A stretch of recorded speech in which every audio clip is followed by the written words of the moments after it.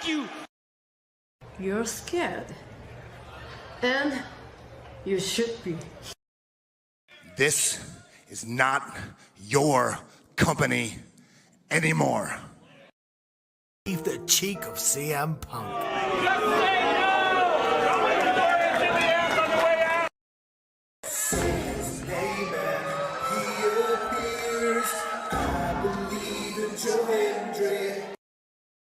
Out! Combo move! This is what they've been doing! Hey, McAfee! Everyone shut the up and sit down! We got a mom in the front row who taught her daughter how to suck dick! I'm Mina Shirakawa. I used to be a model. I want to put on a big show. And that's the bottom line, because Stone Cold said so.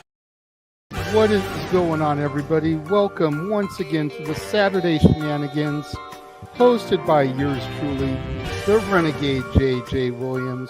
Hi, guys. Hi, guys. CM Punk drama bullshit to the side. I still consider Heyman the worst AEW champion they've had. First of all, we're going to bring in Walter Cruz. I said that as a joke when, what's his name, did his promo Monday. He said, I'm from a prestige university. I said he majored in Steiner math. We've got the Heb man, James Hebert, in the house. I do really cool and dumb things on the internet. Right. There's a lot of shit going on here. A lot of fucking crazy ass shit. Where is Noah JD? Well, say his name and he appears, because we believe in Noah Foster. Fuck is this intro? It is one of those things where, as fans, we do have these desires of what we want to see, but sometimes you can't always get what you want, and there are reasons you truly don't get what you want. I wouldn't even listen to this in Grand Theft Auto San Andreas. What the fuck is this shit? God, rapid whack. Like I said, never been a greater time to be a wrestling fan, and with more companies in a more lucrative spot, in a more comfortable business spot, in a sense of mind, it seems, than ever. Again, WWE is not the only one. It is not the end-all, be-all. So let's go back to the Renegade Wrestling JJ Williams to get the official word. JJ, speak! Make sure you tune in every week, because you never know who's going to drop in to join the Shenanigans. Catboy is in the house. Hello, my internet family. I say if you want to make them as evil as possible, make them really mad. We have Mansfield joining the party now. What is going on, Josh? Like I told no one when we were in Cleveland, him joining JC was just an unfortunate side effect of my shenanigans towards you, JJ. I know how it can get better, Noah. The panel chooses you. Shut the fuck up, Josh. You said that so like. They got someone to throw back. Yeah, I was gonna say. Just like how you and I had lunch together the other week. That was different. Ladies and gentlemen, the King is here. Say his name and he appears. We believe in King A-Train. There are so many believers in Joe Hendry. The only person on this panel that doesn't believe in Joe Hendry is King A-Train.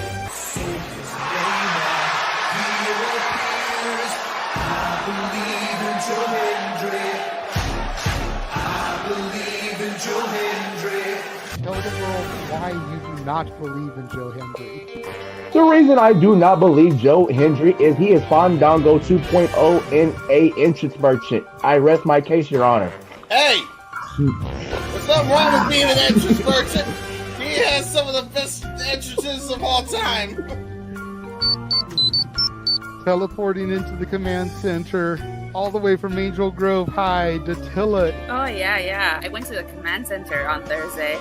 I went to Vasquez Rocks, which is where they filmed a lot of episodes.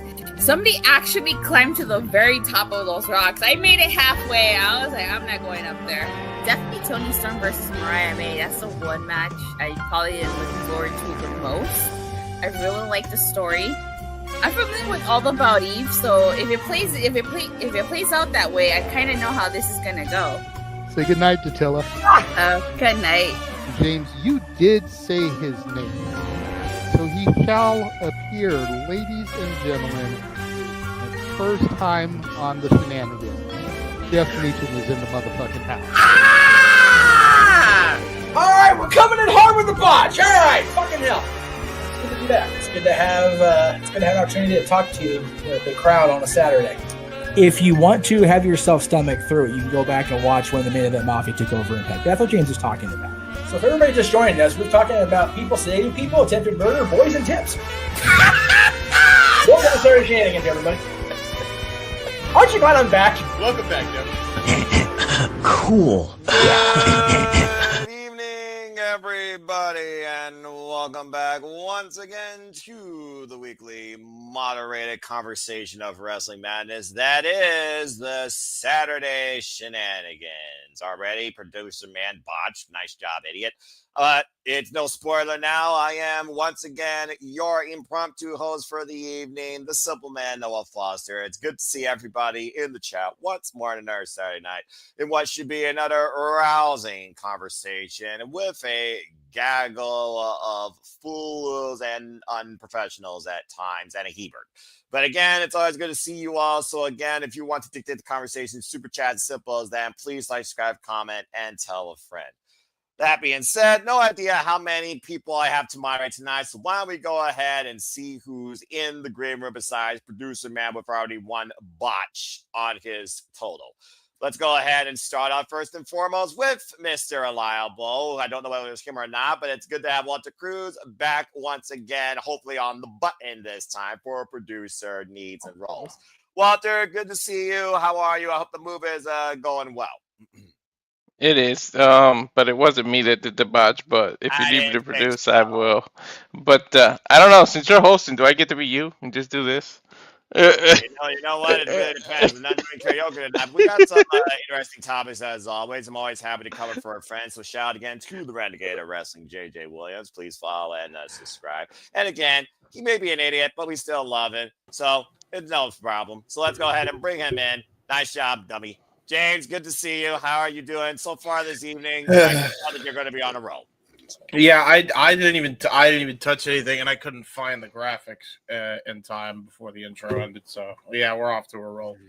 Yeah, 5 minutes and you couldn't find the graphic. Really? No, I was trying to get everybody else that's going to be in here later to come in. So we do have people that will be late. It's just the three of us now, but I do believe Ash, Tatilla, and Ryan will be coming in later. So we'll see what happens there. Fair enough. Also, audience, botch. Say it with me if you wish. I'm sure we're going to have plenty of those tonight. Matt, good to see you. Spec, good to see you. Darren G, good to see you. And as always, like a WWE promo, bleh, I know we're going to have people coming in on the impromptu, as it is per usual. But honestly, I'm hoping that I can TK this as quick as possible because I am tired as fuck because of how humid it is. And again, I don't hold a fade against you. Well, that being said, James, it's all right. And love the bright green shirt. So hopefully your demeanor is as bright as your shirt. Walter, it's good to see you. Seem like you're fit and ready to go. So, and I'm sure you all will understand that when we get to that topic later. So before everyone else comes in and tries to take over, let's go ahead and get right into it. So first and foremost, and honestly, who wants to talk about this first topic? But I guess, it's something that we will cover because it's last. Except here, it's first. Let's go ahead and start things off with a little bit of a salty demeanor that we will cover. And that is for one, Bill Goldberg. As Bill Goldberg, of course, had his last match in his illustrious, quote-unquote, career. Of course, it's Saturday night's main event a couple of weeks ago against the Lean General Gunther. And, of course, got his send-off with his family in his hometown in front of all his family members and loved ones on live network-wide TV for free. So apparently, as any grumpy old man does at times, he is complaining. And I want to go around the horn, whether it's you all or the chat, and wonder, is Goldberg just giving us sour grapes, or is there maybe some purpose to his grievances that he let out? He was saying amongst things, as I looked at articles from like CBS Sports, how he kind of wished that there maybe was more of an advance notice as far as this build goes, that it was like on a pay-per-view. And for what it's worth, he didn't appreciate the fact that, again, on TV, he was kind of cut off. He felt that he was not given the proper build or send-off that he deserved. Now, truth be told, it was short notice in a way, but it's WWE. He also is a WCW guy, but he felt like he should have got more of a royal treatment, shades of Mark Galway, The Undertaker, or John Cena. And he definitely did not appreciate that network botch where his post-match speech was cut off live during the broadcast versus uploaded on YouTube. Some people think that he has, a leg to stand on and actually is right for once in his words. Other people are like, dude, you got a big payday in front of your family. You got a match for a championship. You got something from WWE, despite the fact you weren't a WWE product. What more could you ask for? And it was teased last year when we were last in Atlanta at Bad Blood. So let's go around the horn and get your all's thoughts towards whether you think Goldberg is just being a bitchy old man, or is his grievances justified, and should WWE did it maybe a little different? James, I'll start with you. What do you think of Bill Goldberg's send-off and his post-send-off grievances? So this is like one of those weird ones where I feel genuinely that, because I was going back and forth constantly about it, because, if you really wanted a proper send-off, I hate to be this guy because I know nobody would fucking approve that, especially if you're a diehard AEW fan. Should have gone to AEW, because then none of his complaints would have happened.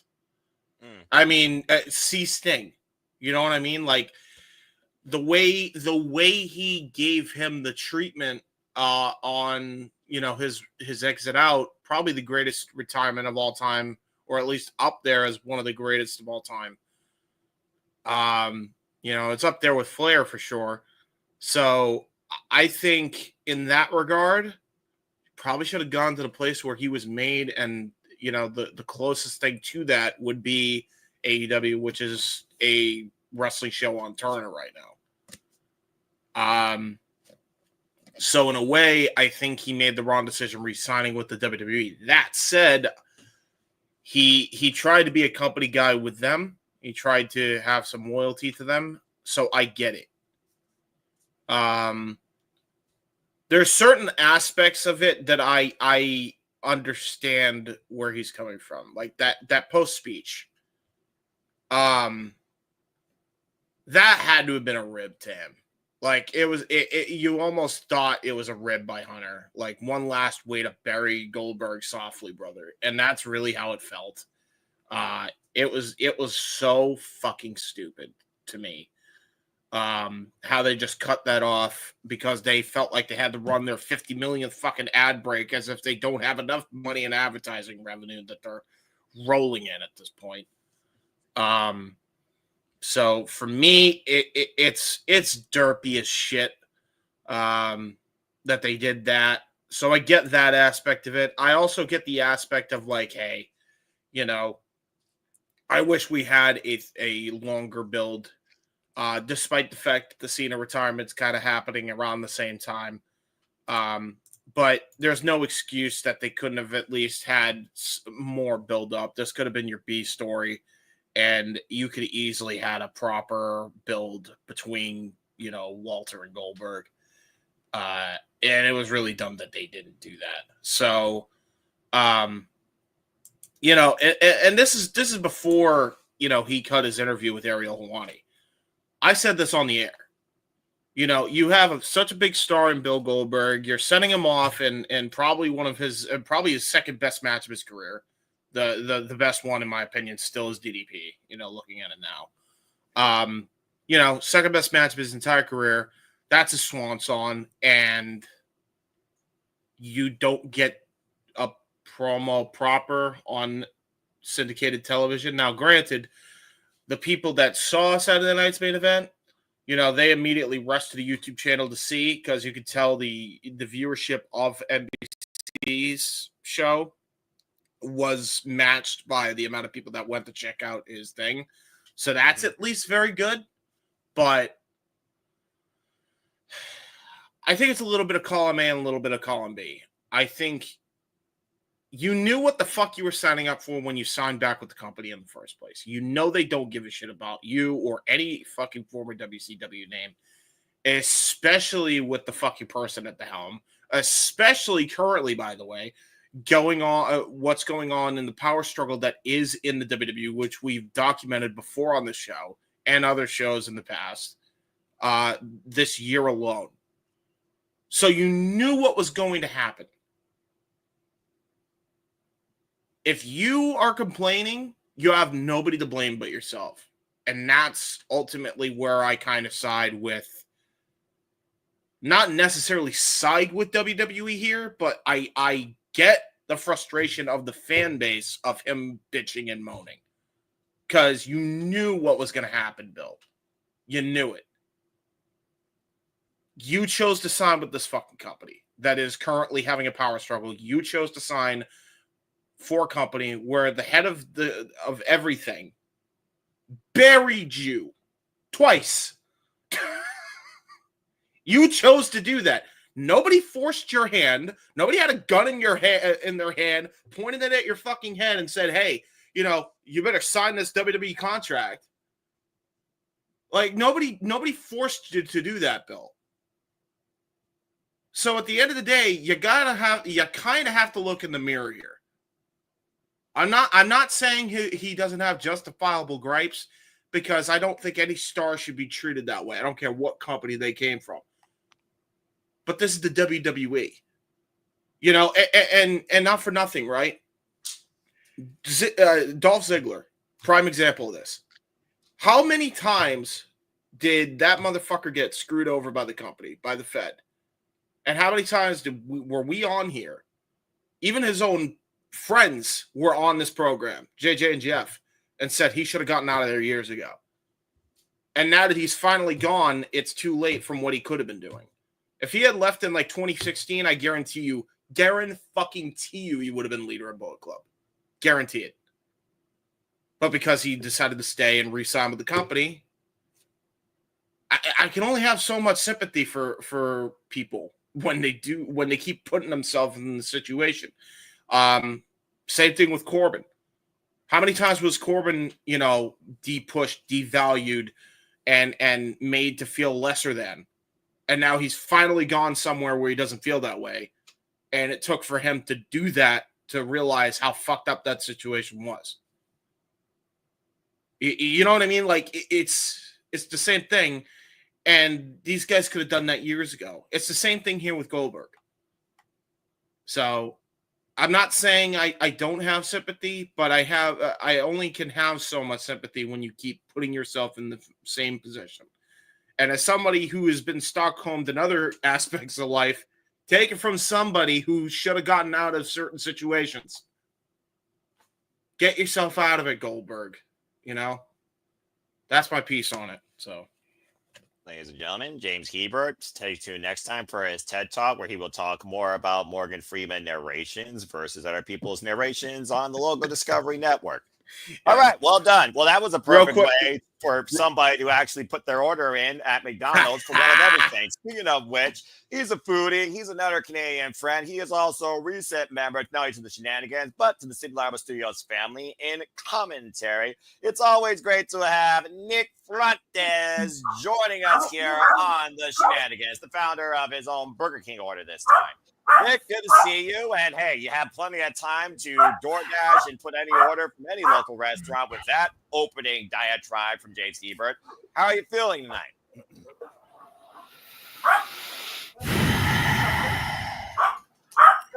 James. Yeah. I gotta tell you something. Yeah. If you don't run for president against Donald Trump, there's no hope for the world. No. I'm not doing it. That was such a soliloquy of words. Words. It just hit me in the soul. Yeah. Like eating dairy and having to go shit so bad. Like it just hits you. It just hits you. It just I've been to some crazy dairies in my time. I feel that. I wore my championship MVP belt for you, and it's yours. I can't wear it anymore. I'm done. I can't. I now am a champion of I don't know what, but I'm a champion now. All right. Well, that being said, this is not Drama Class 101, and I'm going to go ahead and pull the hook on that. But okay, James, thank you for your opening stance on begrudging people that make foolish decisions on their way out of the wrestling business, quote unquote. Simple as that. That being said, let's go to Walter real quick before we go to Nick, because Walter also has been sitting as long as I, and I knew he was just waiting to play Jeopardy music. If not playing Jeopardy already, stay tuned, folks. We love it once again with Super Reliable Gaming. Okay, Walter, let's go ahead and see how you top that bleep, but also make it completely shorter. What are your thoughts on Bill Goldberg? I mean, again, WCW legend, over 180 consecutive wins, of course, but again, it was WCW. Of course, the enemy to WWE, and comparing himself to people he almost literally, I don't know, ended their career prematurely, like Undertaker, for example, as far as their son versus his, justified or just sour grapes? Go ahead, good sir. Yeah, I'm not gonna top what he said, but it's kind of it's kind of mixed because I think he does have a leg to stand on in terms of cutting him off during a speech. Like he was in his hometown, he was gonna give a home speech. You could have put the advertising on hold, or you could have warned everybody way ahead of time and told him, don't start your speech until after we go to the air. We're going to make it an exclusive YouTube thing. If you would have told him ahead of time, then he wouldn't have started the speech. Then it would have never got cut off. And then we could have got the speech on YouTube exclusive, which would have been a smart way to get everybody over to your YouTube channel, which is marketing. So you could have did that and just told him, Goldberg, don't start your speech until after this. We're going to go to commercial. We're going to go off the air because NBC wants us off by a certain time. Then you give your speech and we'll give you all the time you need. And then they could have did it that way. That's just what I would have done. Like, and then you would have had no network influence, no nothing, because it would have been on your YouTube, and he could have been there for as long as Triple H was for his Hall of Speech. So, for Hall of Fame speech, I should say. But other than that, I mean, dude, just be happy. You're a rich celebrity. You get to go home. You get to chill with your kid. Your kid is gonna possibly do this one day, and you're still under a Legends contract, no matter what. So you're still gonna get residuals from video games, from the toys, from everything. So legit, you really don't got much to complain about. Like, yeah, they might have did you dirty on that point, but everything else, sour grapes. I just think it's the final burial for a WCW guy in his mind, but to me, it's just sour grapes. You're fine. I feel him on the WWE, on the cutting off the speech part, but everything else, he's just complaining at this point, being a grumpy old man. I will say too, and to add to your point, Walter, like, it's so funny that he complains and bitches about all this, but not one time I feel like he puts over fucking Gunther for carrying him to the second best match of his career, like, at all. Well, in that entire interview. Lord have it. I mean, just saying, Lord have mercy if Goldberg actually put somebody over properly. Yeah, no, I know, but it's like, fuck, man. Like, that's another thing. It's like, and maybe he does appreciate him, but we don't know because he never mentioned it because he had more sour grapes and issues with the goddamn way the company treated him. And I just don't think that's right for your world champion to not get put over on the way out, especially in your interview. I think that's, I get your whole deal, but that's selfish of Goldberg to not at least give him a mention. And maybe he did, and I don't know, but I didn't hear it. I didn't hear it anywhere. Yep. I didn't see any quotes of it anywhere. I agree, but that's the way I would have did it. I would have ended the broadcast with Gunther on the ropes showing the world title because you want the last image to be everybody looking at Gunther, because you might have casual fans who don't watch wrestling on the regular watch Saturday night event because it reminds them of when they were a kid. So him shaking his hand, then giving him the ring, and then Goldberg putting him over in the interview. He could have said the worst shit about WWE. As long as he did that, I don't care. But the fact that he didn't put him over in any regard, and Well, that's again, another some issue I things have are with it. easier said than done. If common sense was more common, more people would use it. And even with Yeah. his lack of brain cells when he slammed his head through a log, you think he would still have enough brain cells by his retirement to do that. I guess I was wrong. All right, Nick. Well, let's go ahead and get your thoughts. And to both Walter and James' points, people in WWE have even kind of called Bill Goldberg out on this. The bald-headed fool that does commentary for Evolve, Peter, what's his face, Rosenberg.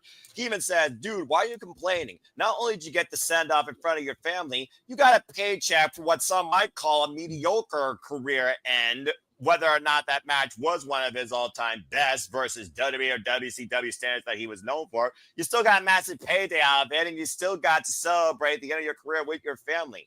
Most people don't even get a chance to do that. Again, people don't get a chance sometimes to go out the way that they hope for. So one thing doesn't go quite right, get over it. You still got it out there, and it's on YouTube for everybody to see.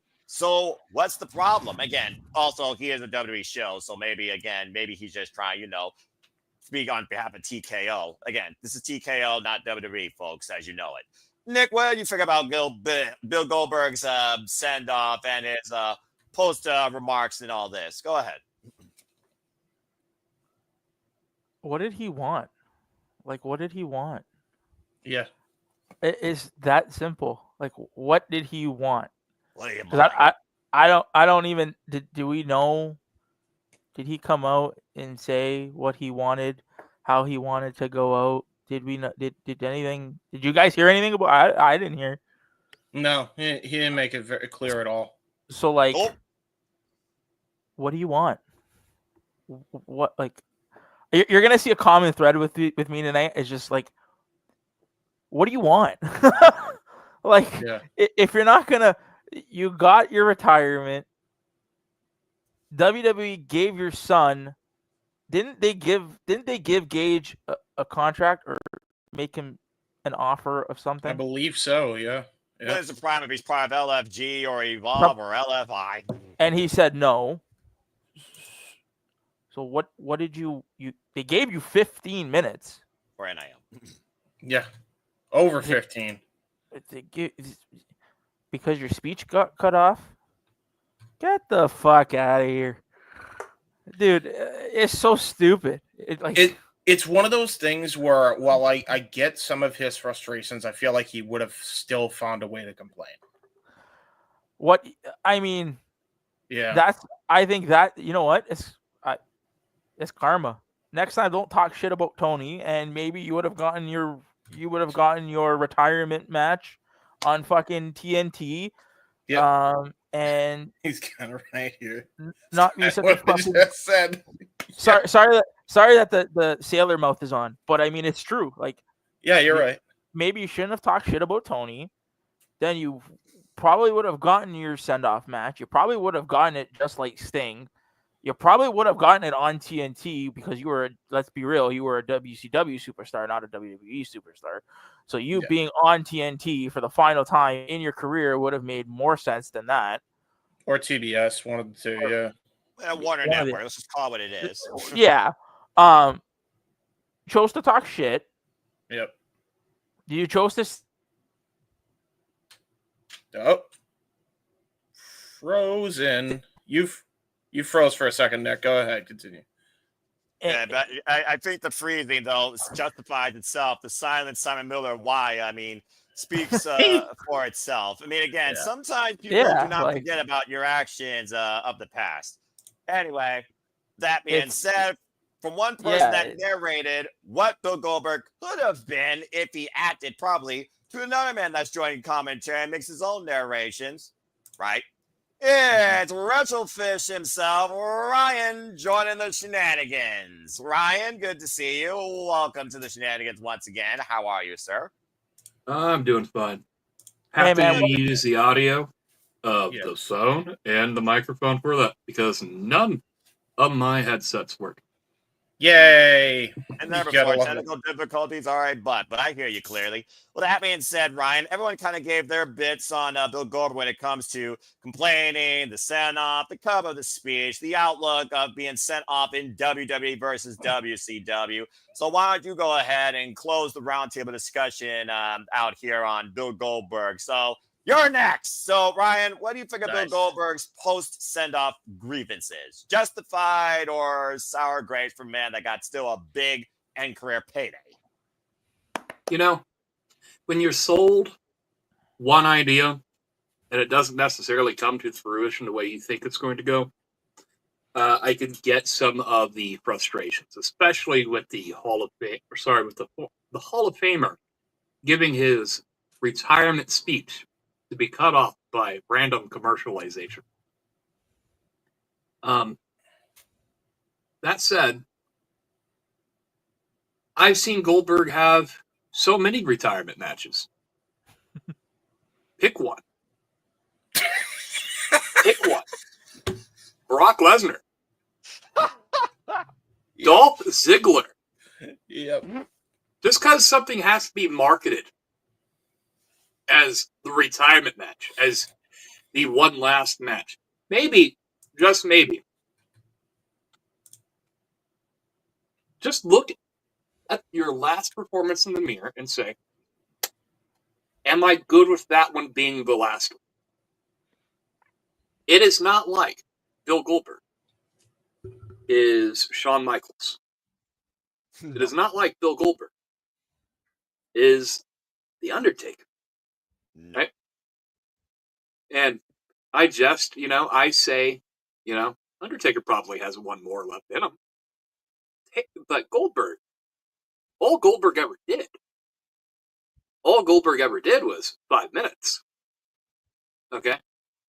Couple punches, couple kicks, shoulder block, spear, jackhammer, 1, 2, 3. Man, that Brock Lesnar run. That's so riveting. Almost 10 years ago, 9 years ago, 8 years ago. Yes. Mm-hmm. That seemed like that could have been the retirement run, everybody. And that's what I recognize as the Goldberg retirement run. Anything after, desecration of a corpse. Okay? That's where I'm at with it. That might be morbid, but I really have no positive or negative feelings against Goldberg. But as I said, pick one. Yeah. What if they branded it the greatest wrestling match of all time? No, that was let's see, that was Randy we saw Orton that already. And Edge during the pandemic at Backlash. Help me, God. Don't remind me of pandemic era wrestling, everybody. Please. Yeah. He's the one that brought up, I have to be the guy that brings the history to show you all that your statement's accurate or inaccurate. But to your point, let's look at Sting, for example. WCW legend, sent off an AEW Revolution, retired as a champion. He even got Q that, okay, I'm getting Q. I have to hold off for a moment. What did AEW do? They put up the full speech after the fact of the pay-per-view on YouTube with a rousing ovation by the entire AEW locker room. And a massive thank you in front of, with his family might add, that competed in the match with him.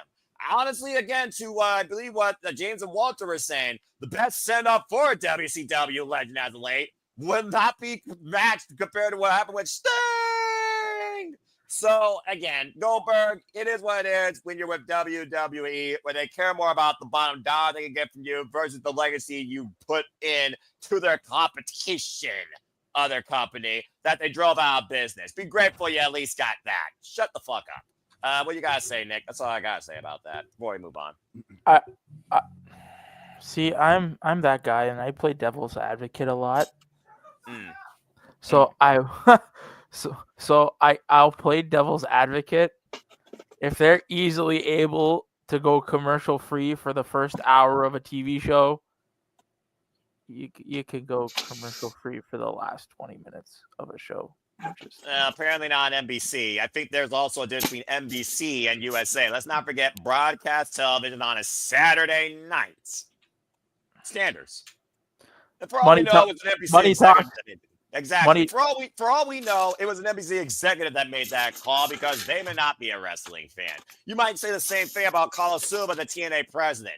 Great fame, by the way, all around by everybody here regarding Bill Goldberg. So all I'm going to say is Bill Goldberg, shut up. All right. Well, good stuff. We're already through one topic of our hat trick. When we return, are we on the verge of an NXT takeover in TNA? Are we heading towards lethal lockdown? Hold the line and stay tuned for when we come back from this commercial break. We're going to be talking about the results from TNA Slammiversary and what it could mean for the very future of TNA and NXT as we know it. Stay tuned and check out the updated watch-along trailer. And we will see you after this commercial break. And now for a taste of things to come.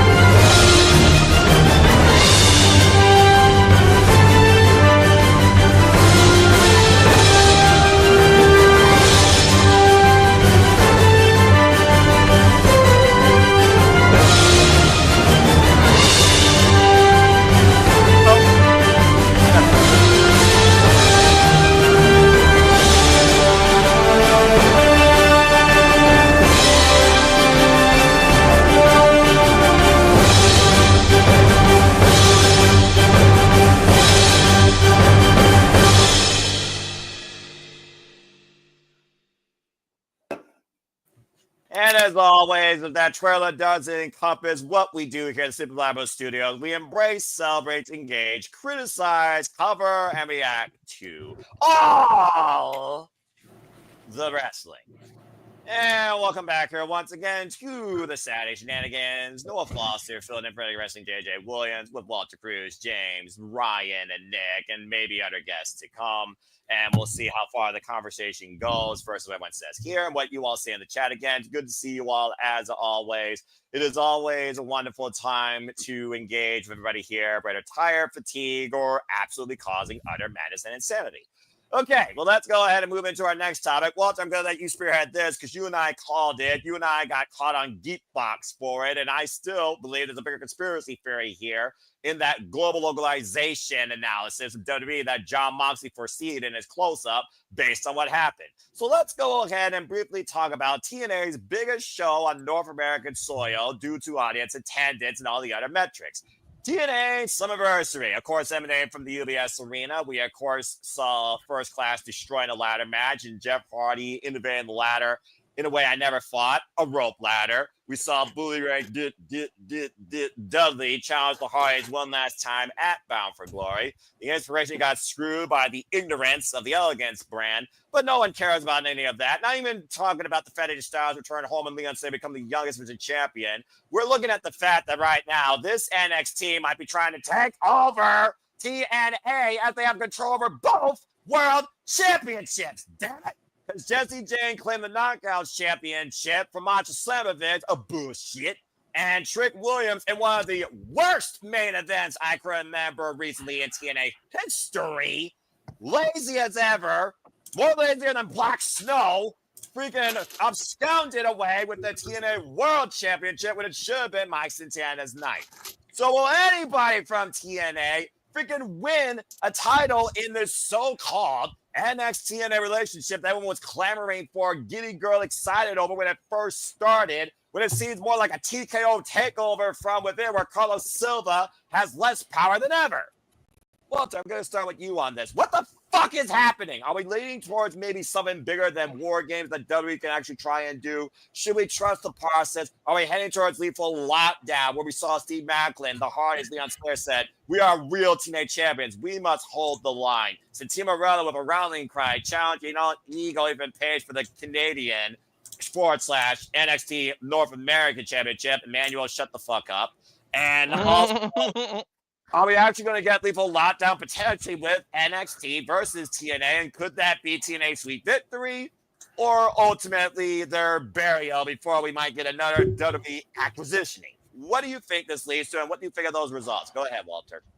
I think Lethal Lockdown would be a good thing to lead to, or the War Games. However, a relationship is usually a two-way street. Like when someone you love each other and you do things together. This seems very one-sided, and WWE is getting everything, while TNA is just getting exposure. But, however, we have to trust the process. I'm a big believer in, yes, triple threats are good or whatever, but when you win the title, when it's a one-on-one, it's just a little chef's kiss. It means a little something more. And I said it during the broadcast. I think Mike Santana will get this title when it's a one-on-one. And to me, it just means a little more something because it eliminates all forms of excuses. In the triple threat, you can say it wasn't me that was pinned.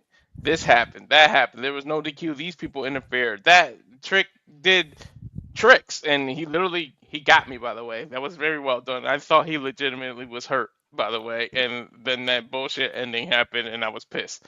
But I gotta give him kudos as an actor and as a heel because goddamn it, he got me. I really thought he was hurt, but I feel like it'll mean more one-on-one if Santana can beat him and take the title back to TNA with zero, absolute none, no excuses. So in terms of that, and the rest of the pay-per-view was awesome, but JC Jane winning both titles just when I thought she was going to be a transitional champion, it just bonked me on the head. Like I feel like I'm living in the Matrix. I don't know what the hell's going on. I don't know what they're thinking. Masha was literally unstoppable, going to Bloodsport, going here, there, defending that title everywhere, and she lost to JC Jane. So I hope they know what they're doing. I really hope they know what they're doing. Maybe this is a way to make a new superstar, but somebody from TNA's got to show up on NXT. And you know their pay-per-views used to be called takeovers. Somebody from TNA has to go take over and start winning their titles back and say, "I'm here for TNA," and goddamn it, we stand together. Put rivalries aside, something's gonna have to happen. So maybe traditional Survivor Series matches leading up to that, maybe War Games. And like you said, Lethal Lockdown, which I hope Lethal Lockdown out of everything because I missed that match. So I would love to bring that back. But this is pretty much an NXT takeover. And instead of like a city, it's a company. It's NXT takeover TNA. It's not Brooklyn or what they used to do back in the day when it was your NXT. Yeah. Fair enough. I mean, also, again, you got detractors within the company and first-class assholes, and Kazarian, who apparently can't let anybody in TNA have a moment for him, gives us even more reasons to hate him, quote-unquote character also, envious middle-aged crisis prick. You tell me. All right.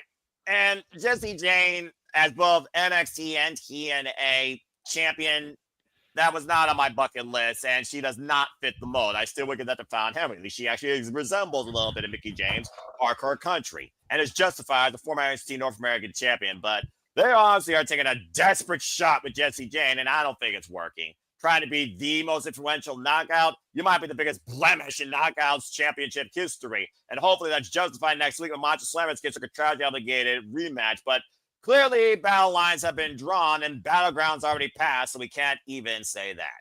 All right, let's go around the horn and see what the rest of you think about this. Ryan, what do you think about this? Do you think anyone from TNA will win maybe an NXT championship? Since Morella is challenging all even Page for the Canadian NXT North American championship, could that be the first battle cry to try and wage this war against NXT and TNA, where it feels like we are kind of in a battle right now in favor of TNA, because the TNA will be the first one, or is it a foregone conclusion that someone else from TNA or NXT is going to stop him? Do you think that someone else crossed the line and maybe tries to take the title back? We saw a summit between Mustafa Ali and his Order 4, Moose and the System, for example, going into their own inter-promotional warfare, faction warfare. So maybe one of those two is who we have to rely on here. What do you think about this whole thing right now where NXT is kind of taken over TNA and is on the verge of doing so?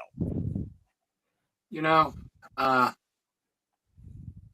I haven't really watched a lot of TNA. I watched Slammiversary.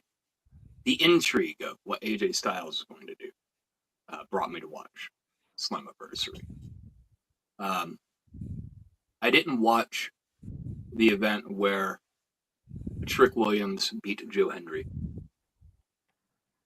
I heard about that over the Twitter. I have a complicated relationship with TNA wrestling. Okay. And quite frankly, I've given up on it more times than I can count. It's the cockroach of professional wrestling. And a lot of people view this as a negative aspect. I've talked with James for probably the better part, like 2-3 hours earlier this week, pertaining to the subject matter, right? I'm not sure what's going on with TNA. As far as who becomes champion, who from TNA will take the fight to NXT, you know, I really wanted it to be Santana in that moment, right?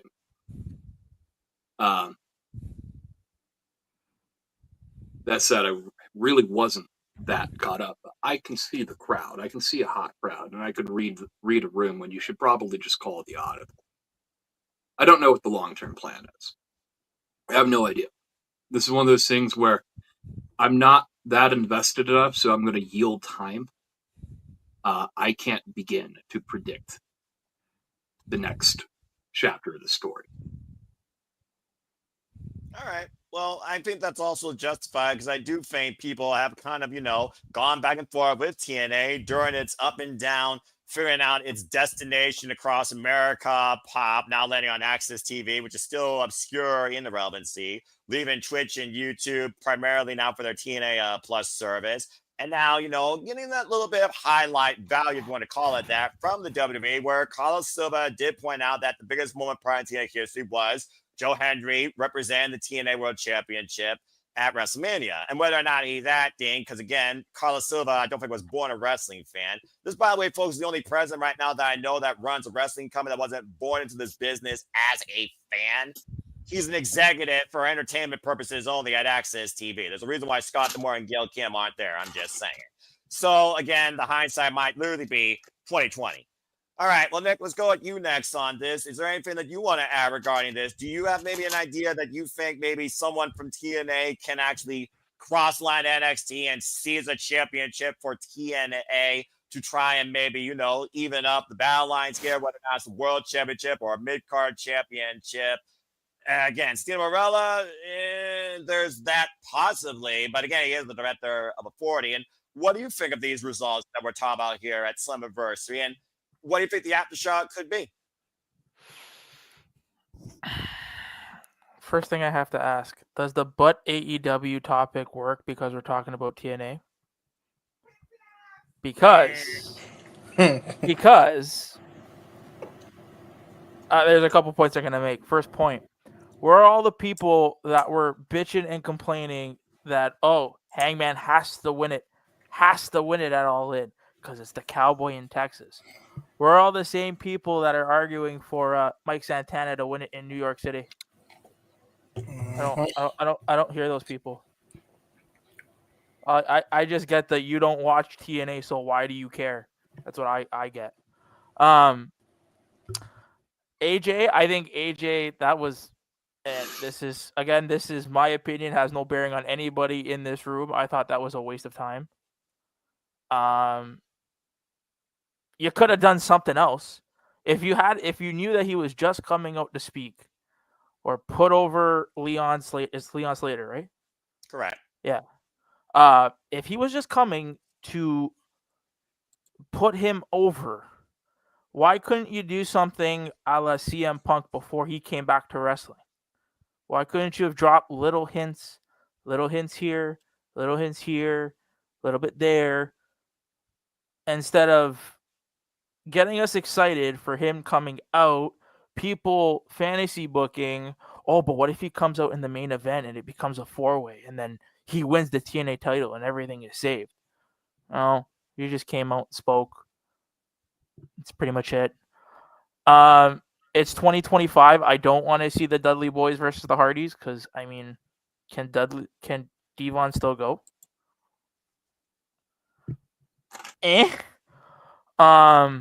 Last time I checked, he had some kind of spinal fusion injury or something. So I don't know. That's exactly right. And Slammiversary was last weekend, right? It was literally this past Sunday. So last week. So we had an NXT and a TNA event. Real quick, because I don't watch NXT. Did people from TNA go to NXT to mess shit up? So Team Morella confronted with Paige, and as far as the Non-Ghost Championship, no. Lance Legend and Jada Parker basically brawled while Fatal Influence lapped on from the entranceway. And Trick Williams got chokeslammed by The Undertaker. And you're muted. You're muted. You're muted. You're muted. But no TNA superstars that were saying that this is a travesty. Our championship is with another company.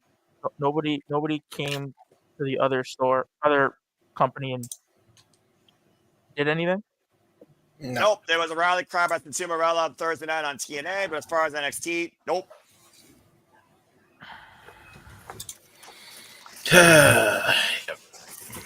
Oh no!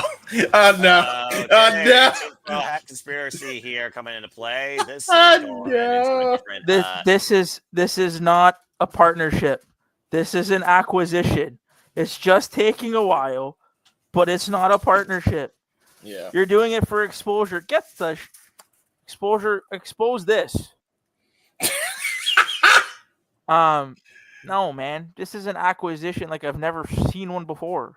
Like, dude, I got Celine Dion on this championship. This championship means more than anything TNA has right now, and this is a toy. Go figure.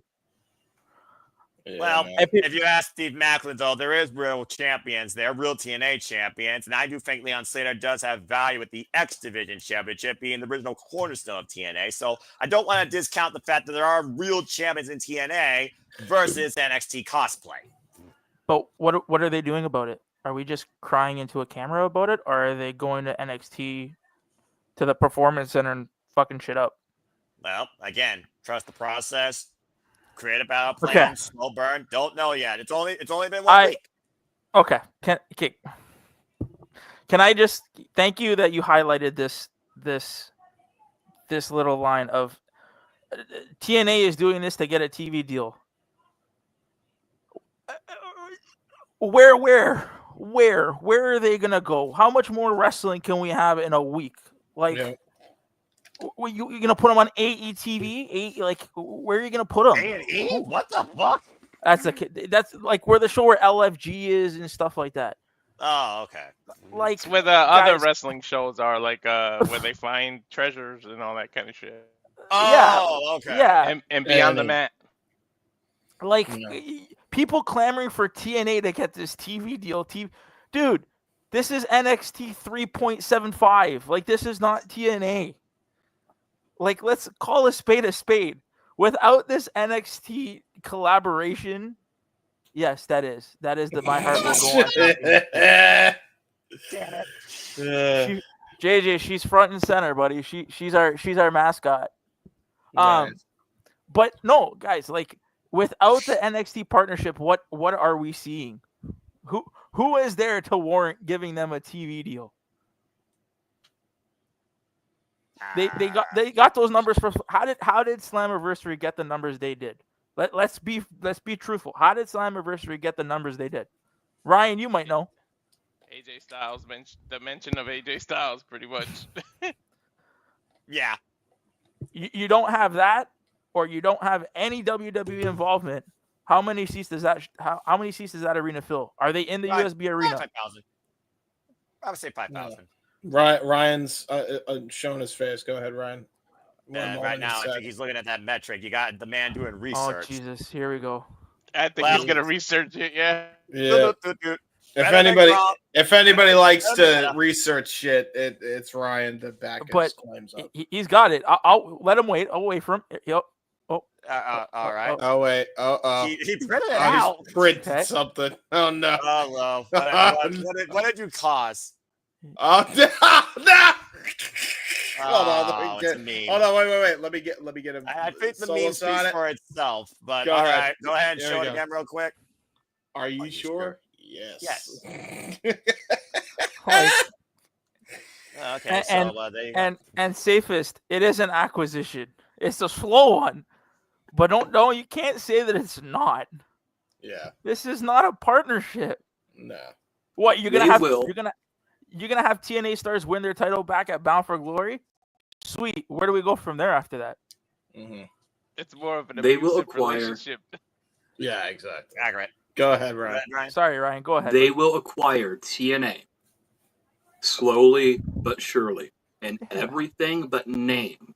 They legally cannot buy TNA because of the settlement with MLW. Unless, of course, TNA is treated as a Canadian company. The WWE had to go through a interesting process to purchase AAA. They needed a shell company. So I could see very similar situation occur with TNA wrestling. This benefits WWE in no way, shape, or form. Right? This In a only way. benefits TNA, it appears, right? Yeah. You could use it as a legal shield. TNA is a legal shield for, antitrust lawsuits. But I'm not sure how well that works when, certain board of directors, presidents of certain companies sitting on other boards give you the time to say, hey, give us $10 million for 52 weeks a year. $10 million, you can't buy a venue for that. You can't get venues. You can't pay talent. This is what they want for 52 weeks a year, live television. And I could only imagine it's counter AEW on Wednesday nights. Right? Yep. So, because we know that as far as so the well. tinfoil is concerned, Nick's right. It is an acquisition. Really slow burning. TNA have a tape library that is very valuable. The only thing of value that TNA has is that tape library. Other than that, there's nothing separating TNA from House of Glory, Wrestling Revolver, Progress, or any other big indie. Right? And is what it is.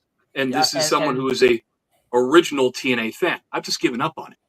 Yeah. Because, man, when they said 70% cut AJ Styles and kicked him out the door, albeit under old management, it's very difficult to put trust in this company again. Yep. And let's be frank though too. We're not saying that what they did on last weekend wasn't a big deal. It was great. They did fine. They did good. They did great business, apparently. Exactly. It was 7,500 people isn't anything to scoff at, regardless of why they were all there. So we're not here sitting and saying that it was a bad thing. It was terrible. No. It was good. It was great. But if you're gonna sit there and lie to yourself and say that it's not an acquisition, you're not thinking logically. You're not. No, you're not. You're not. No. Well, to be fair, none of us here have a portfolio or stock invested in this. So again, it's all speculation. It does seem very one-sided, and that's what me and Walter basically have. Look, as probably two people that follow this more than JJ even, who tried to fantasy book a bigger fan than anything on the SummerSlam card right now, and it didn't happen. Once again, a man with better booking than WWE and AEW combined, it doesn't come to fruition, JJ. So again, it is what it is. it is one of those things right now where I do feel like at the end of the day, the only one profiting from this, and I do say profiting, quote unquote, is WWE. James, what do you guys say regarding this? Do you think there is going to be a first firing shot against NXT by TNA? Are they going to take one of their championships here before even maybe emergence? Do you see anybody cross the line from TNA NXT and actually doing that? Or is it still just an entire one-sided relationship where this could be a longer, slow burn to TNA getting some sort of victory, if there is a possible victory? Whether or not Bound for Glory or beyond that, who knows at this point? Because right now, who's going to take the freaking TNA World and TNA Knockouts World Championship? I fear that they're literally going to have Masha screwed again next week, Walter. And I don't know if next week's live. Again, I can't foreshadow anything because last week was live, for example. I guess you could say the biggest thing that's come out of this, TNA has gotten more live shows, which does mean more broadcasting revenue, I guess, for whatever network they still are or still deal with, if you want to call it that. But James, what do you think about this? All right. So here's the deal. Everything I sign off on the tinfoil theory. I'm gonna be honest, but you want my tinfoil? Sure. Yeah, I need it to wrap up food. Gotcha. Yeah, but look. I genuinely, in all seriousness, I think that's where we're going. I know people want to be like, oh, WWE bad, big bad, fucking WWE. Okay, here's the deal, and this is what Ron and I talked about, and this is the first time I think I've even brought it up on anything on the air, because goddamn has everything gone topsy-turvy. I haven't even gotten to mention this shit on the air, so first time I'm saying it publicly anyway. Go for it. This was going to happen regardless if it was AEW partnered with TNA or WWE partnered with TNA. It did not fucking matter. You want to know why? Because Anthem fucks them over and doesn't allow them to spread their wings and fly. That's it. That's it. Full stop. That's why. There is no other way that this can go down for TNA in the current state they're in, period. They were going to be acquired by a bigger promotion than them any fucking ways, because Anthem sucks at their job. This is very much akin to what happened with Ring of Honor and Sinclair Broadcasting. Period. This is exactly why we are in the situation we're in. Now, granted, does that mean it's all bad for TNA? No. But, I mean, look, I'll tell you this right now. Even with WWE or AEW, one of the two, it didn't matter. Anything was going to be better than the shitty management that fucking caused AJ Styles to leave. So there is that. All right? That's the one positive we can take away from that. And look, if the end goal is that TNA stars get put over and we have Frankie do the unthinkable, get the title after Santana or whatever, and those are the two big stars in that company going forward, then great. If we could bring people into the X division that are AD prospects that are actually really good, like a Marcus Mathers and a few others, maybe some TNA legends you can bring back, like Amazing Red and shit. Cool. Then I have hope for TNA. As of right now, I'm telling you, man, it ain't looking great. 3 out of your 4 champions. Do they even have the Digital Media Championship? Is that even a fucking thing anymore? No, it got dissolved into the TNA International Championship, with the inaugural champion Steve Macklin is still holding the line with that. I completely forgot about that. Was he on the show? I assume he was. Yeah, he was the one that gave the battle cry to Leon Flair and the Hardys. They stood together, all 4 men, representing TNA, as Tom Hennigan says, real TNA champions. Okay, so 3 out of 5 are current WWE talents. And I know everybody's going to be like, oh, the Hardys are under TNA contract. They're under a WWE Legends deal, so at this point, that's a fucking tax write-off. Don't even give me that bullshit. They're WWE talent. Well, all right? That's what it is. So 3 out of your 5 are TNA talent. And honestly, the way they're booking it, you might as well sign the X Division title away to AJ Styles tomorrow. So I'm saying 4 out of the 5. are to WWE names. That's not good odds here, bro. That ain't good odds. I And think when AJ maybe gets I'm involved, wrong on Leon the. beats him. And maybe you could put the 4 with an asterisk. There's a very good chance that Leon beats him, whatever. But like, man, dude, they're doing this, and then all of a sudden they're trying to bring an Attitude Era nostalgia and trying to disguise it as TNA nostalgia. Like, I'm not stupid. I'm not dumb. This is not TNA nostalgia. This is more Attitude Era nostalgia. Like, if you were to throw in the Wolves in there like you did the last time that you had those teams in the ring, then I'd call it at least TNA nostalgia. But they're not. So it's just Attitude Era nostalgia. Like, well, I mean, that's one of WWE's biggest things. Nostalgia, I mean, does sell, but it sounds like overall, though, everyone here are basically thinking that TNA is in dire straits of becoming NXT NA. I forgot about the Knockouts tag titles. Okay, so it would Don't still be, get me started with that. It's 3, but at least it is with TNA talent, and I don't believe they're signed to WWE contracts. So maybe half your field is WWE talent, and it could be 4 if AJ wins the X. We'll see. So okay, not bad, but again, the choices here on the show.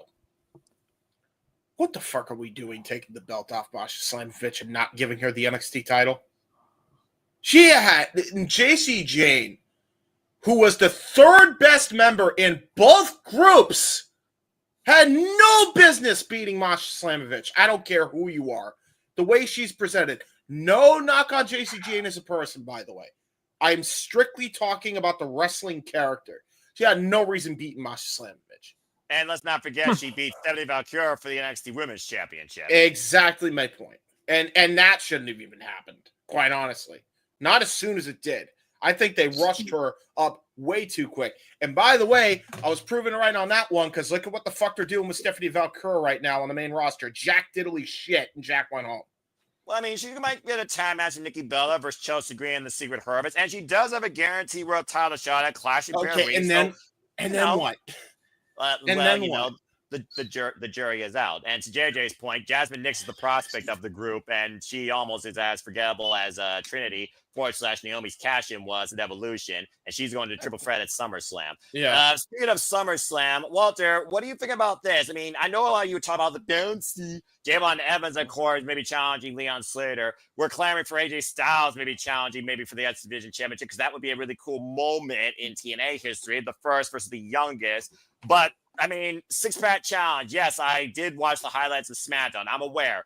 Throw everybody in there. TLC 25th anniversary. TLC for the SmackDown Tag Team Champion. Hey, well, you know, the main roster, one of the prods actually has a tag team division. Ain't that some crazy shit? But I mean, again, Walter, at WrestleMania 33, the Hardys did come back home for a TLC match, and they won the Raw Tag Team Championships. Do you think the Hardys could get involved at SummerSlam and JJ's wild premonition of TNA WWE main roster level booking? What do you think about that thought, Walter? Well, I wanted to give Brian he put his hand up before this question was asked, so I just want to let him get his thought out. Well, I appreciate that because, again, I'm looking at comments and everything. So let's go ahead and let Ryan speak real quick, and then I'm going to get your thoughts on that because you've also been quiet. Ryan, what you got to say real quick regarding what James said earlier? I was going to say that for the exception of two people, Leon Slater and Heather by Elegance, every one of them is WWE alone. Mm-hmm. Okay. That's fair. So Moose is well over half the field. Most of the field. Yeah. And he's talking about the current champions, Nick. Moose is no longer the X Division champion. He literally passed the torch up to Leon Slater, who fucking earned that in Match of the Night. As the X Division usually does. Anyway, fair point also, as of course Jada did point out, half of the Knockouts tag champions is the former Dana Brooke, also known as Dimeless Brooke, as I'm sure he still values her in that namesake and probably in actual value. Okay, Walter, but back to you. What do you think about this fuck? Could the Hardys get involved in SummerSlam? Could this be the biggest WTF in the TNA Tag Team Champions involved in a TLC match and possibly the SmackDown Tag Team Championship? What do you think? Yep, it would be smart for them to get involved and capitalize. I mean, More nostalgia, 25th anniversary. It would make sense. So why the hell not? Might as well do that. Yeah. I wouldn't mind. I mean, again, at Revenge Styles freaking probably having the biggest pop of the entire night of anniversary. You gotta give TNA some sort of shine. Your second biggest show of the year versus Joe Hendry at WrestleMania against Randy Orton. So, I guess this is probably the best shot that they can do because Jesse and Trick Woods at SummerSlam ain't sure in hell gonna cut it. Look at freaking eating alive. Mm-hmm. All right. Well, that being said, yeah, Jasmine Nix, who is she? She's more irrelevant than Griff Garrison, but she at least has more TV time. So I guess there's that. Nick, you have a thought to say real quick? Yeah, I just, and I'm going to preface this by saying numbers don't matter. It's what the product is on the television. But I don't know if you want to take, and everybody wants to take this with a grain of salt. As of 3 days ago, according to WrestleTix, the next TNA Impact show, which is September 4th, which is 43 days away, they've only sold 394 tickets. Jesus Christ. Now, again, there's 43 days left to the show. The venue holds 2,000. Emergence is 20 days away. They've only sold 949 tickets. But they also haven't booked anything for that yet either. So again, jury is out. The next big show that every wrestling fan is going to try and go to, while it be damned, is going to be SummerSlam, and it sure as hell won't be for Cardi B. All right. Well, that being said, again, one thing. I think the thing that I am most annoyed about is the fact that was Mike Santana's home. Do you know how no many one was more annoyed than this gentleman? Just saying. Do you know how many Puerto Rican fans were there for him in his home state? Yeah, you're not wrong. And y'all fucked him. Just immediately chose Walter.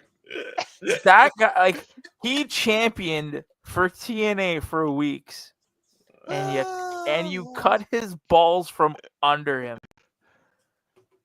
Even if he wins the title, I had people telling me in other chats and whatnot, he's gonna get his comeuppance at Bound for Glory because Bound for Glory is TNA's biggest show. Yeah, because this is the same company owned by WWE or partnered with WWE that didn't allow fucking Frankie to win the title. Yeah, fat chance of that happening. All right. I mean, to be fair, it was also Jesus a Christ. And Frankie screwed himself out of that in his own home turf as well. And I'm talking about what they wrote for the story. It was still bullshit then. It's still bullshit now. Frankie should be the world champion, and Santana should have taken the belt off him, if we're being honest. But Frankie should have cost Joe Hendry, and I stand by that. Yeah. But Santana's going to take it off of him at Bound for Glory for what? It's too late. You can't catch that moment again. You had that whole building there for Santana. He should have won it. The stars were so aligned. Dude, it was right there. It's right there. I mean, it's not going to get me to watch TNA on Thursday, but I mean, it was right there. Well, I mean, hey, to your point, Walter, he did beat Joe Henry one-on-one in a main event match on TNA TV Live this past Thursday. So, again, his path of purpose could still be fulfilled, pinning a former TNA World Champion at Bound for Glory. But, yeah, did they, miss the opportunity where the iron was the hottest and will it still be just as hot come Bound for Glory? I don't know. The only way they could have kind of made up for it is if Mike Santana versus Trick was on an NXT pay-per-view, a WWE PLE. And it's going to be on Heatwave. And Santana beat him on there. If they would have did that, it kind of would have made, because at least he went into their territory. He won the TNA title, but he still went into their territory and conquered it. But yeah, they kind of missed the boat on it. Well, Walter, that's if we all know that Heatwave is the same weekend as Forbidden Door. Mm-hmm. I would not be surprised if that happens at Heatwave. Mm-hmm. I mean, hey, that could be the history to be made on WWE turf for TNA, but only time will tell whether or not it has the same impact as we hope what would have happened at Slammiversary remains to be seen. So, They're again, gonna have what they're gonna have to do is recreate Night of Champions on an NXT, and every title has to get defended, and it's the TNA, the combined both TNA and WWE, and every title gets defended, and you're gonna have to let TNA win some of the NXT titles. That's the only way that it looks more fair. Because right now it just looks like everybody's saying an acquisition and a takeover. So I mean, the only talent TNA beat was the damn enhancement Retribution. But where do they after TNA? What you guys watch TNA more than I do, so I don't know. Mm-hmm. But after they win the titles back, wouldn't that signal the end of the partnership? Because what do you after that? Like, where do you go from there? You slow burn this stupid transfer portal of people crossing the line. Let TNA do what they did so damn great on their own when TNA was brought back to life, and give us the idea of, oh, we're still partners, but we're not necessarily trying to take over. We're going to come in once in a while. I think they kind of, over-exhausted this idea of this person crossed the line. I mean, again, Walter, how many times you said, slow down, cross the line? And it feels like every other week somebody was crossing the line, not the same damn person. Yeah, Yeah, when you do it too much, it loses its not steam. special. But- Not special. Can I also say this? And since we're trying to stall for time for Ash to even get in here, if she'll get in here, she might not get in. We're going to probably go to a commercial break here in a moment, 'cause this has been great TNA talk, but go ahead and give some thoughts based on what we just talked about. Something just pinged to your mind. Again, there's ways where even if they're acquired, you can still make it work. But the only way to do it is to not fucking have your grubby WWE paws all over it and, stop restricting them. And that would be by having AJ at the helm of management, along with Mickie James for the women's division, and maybe Chris Park and Jeremy Borash also. Because then at least you have... that would be incredible. Yeah, because then at least you have proper management there that is TNA and has been TNA. And then, again, you need to have a mix of young studs that absolutely could have fit TNA in that time period from back in the day, but still are current stars of the nowadays. So you're if you want to bring out WWE ID prospects, you could. Again, Marcus Mathers. I know you've grown, Nick, but Marcus Mathers is a fucking stud. That guy should be in any major promotion tomorrow. I don't know why he isn't already. Dude's a prodigy, right? So bring him in there. And here comes Ash, so I'll talk as long as I can. One can only hope, James, but watch, in 2 years, we're going to see TNA, WWE's TNA exclusively on Peacock. Yeah, exactly.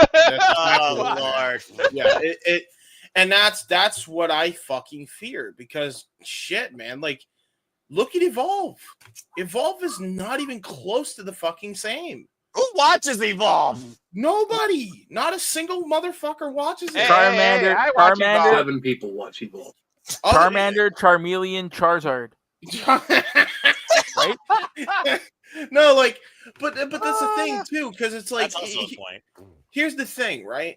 It's there are certain people on Evolve that definitely have star power that you could put onto a TNA if you acquire it. And I think they get more exposure in that regard because it's in a brand that's more known. And if you put the proper management in place, they would actually be utilized to the best of their ability. Like a fucking Jack Cartwheel, Cappuccino Jones, fucking Marcus Mathers. 3 guys you could put in the exhibition tomorrow. And then if you bring... tinfoil? Yeah, go for it. All right. What? All right. Everyone good? Everyone good? I see why you asked that. But no, okay. That's all I'm saying. Just please, for the love of God, if you're going to do it, put the fucking people that were TNA in the proper position. That's all I can ask.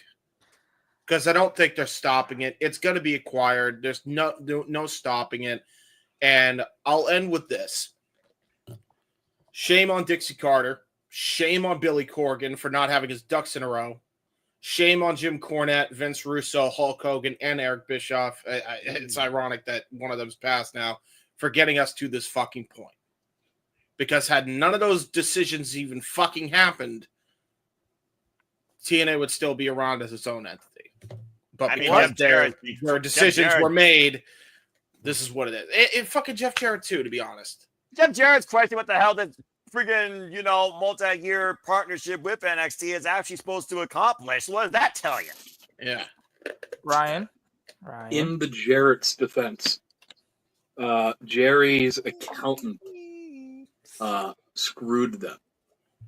Fudged numbers. That's fair, too. The whole reason why they were in bed with Dixie's parents to begin with.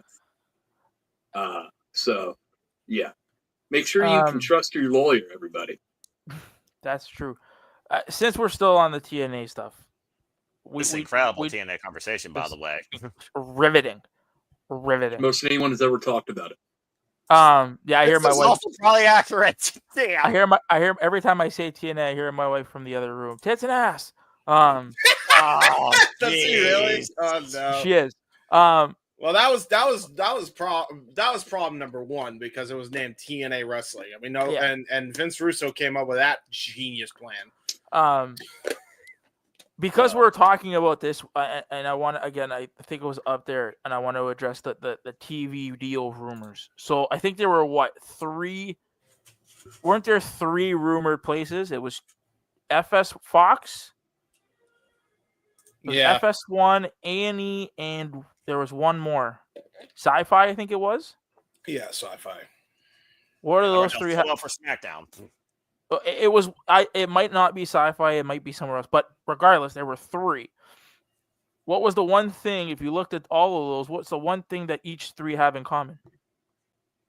They were all in bed with WWE. Oh yeah, that's true. And Fox dropped SmackDown. So what does that tell you? There you go.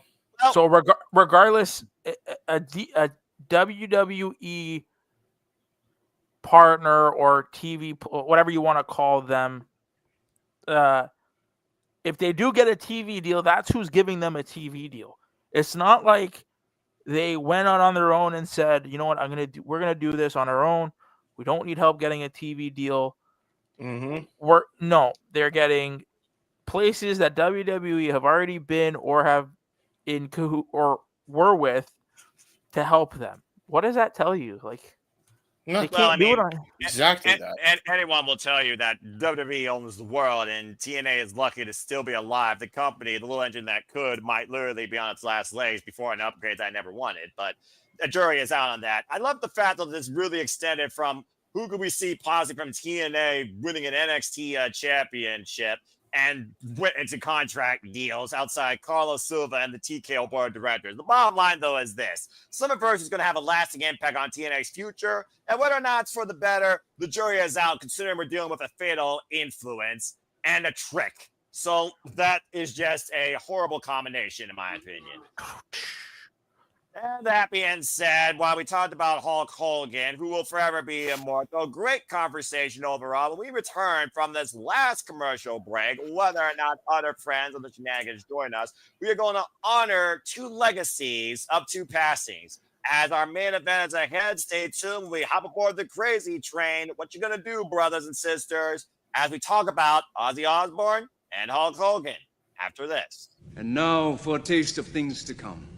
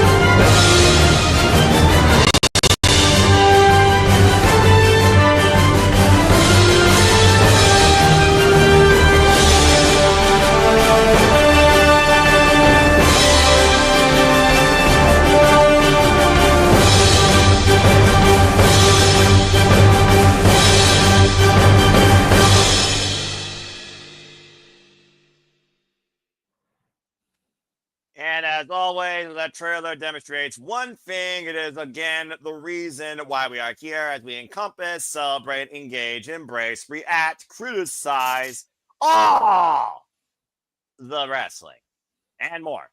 And welcome back here once again to the Saturday Shenanigans, the LaFoster impromptu host for the night with Walter Cruz, WrestleFish Ryan, Nick Ferrantes, the king of all restaurant orders, and a Hebert, James Hebert. And again, I'm sure others might join us here as well. There's been a lot of great conversation. There's also been a little bit of just a conspiracy theory here with tinfoil involved regarding NXT and a relationship and a bitter old man regarding the end of his career send-off.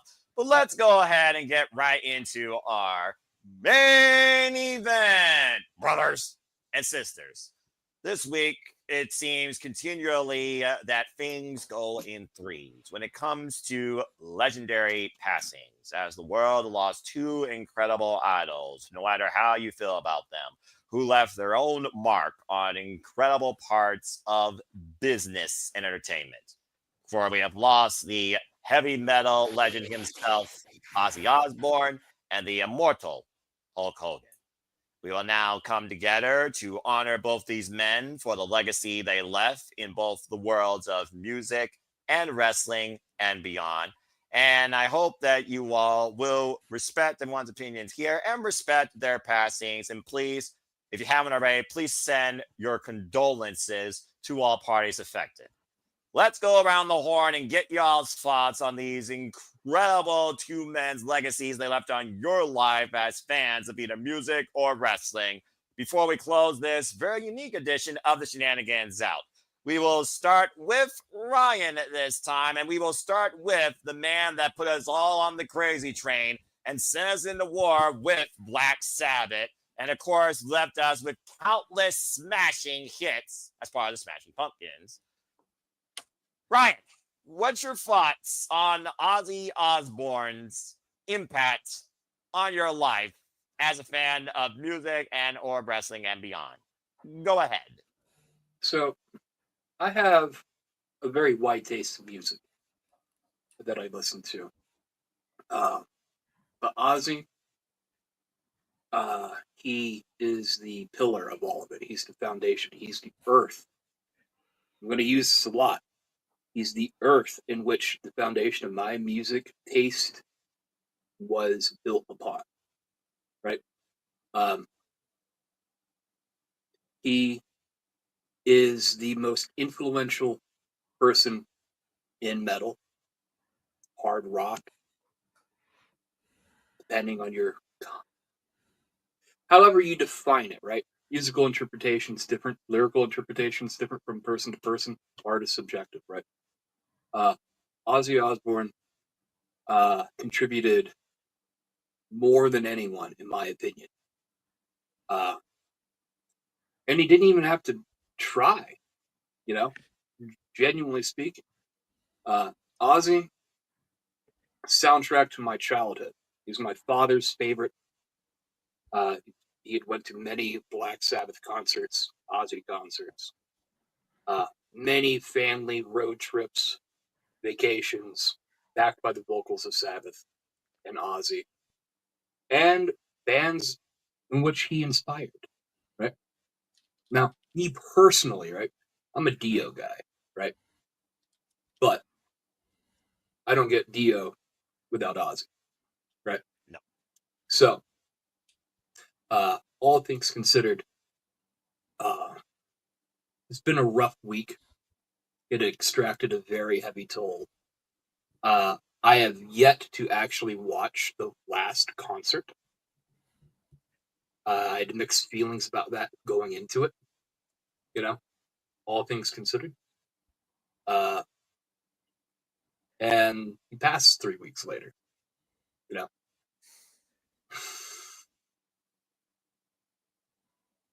It's rough, to say the least, to lose someone like him. I've never met Ozzy, would never meet anyone close to Ozzy, right? But I know the names Ozzy Osbourne, Tony Iommi, Bill Ward, Geezer Butler.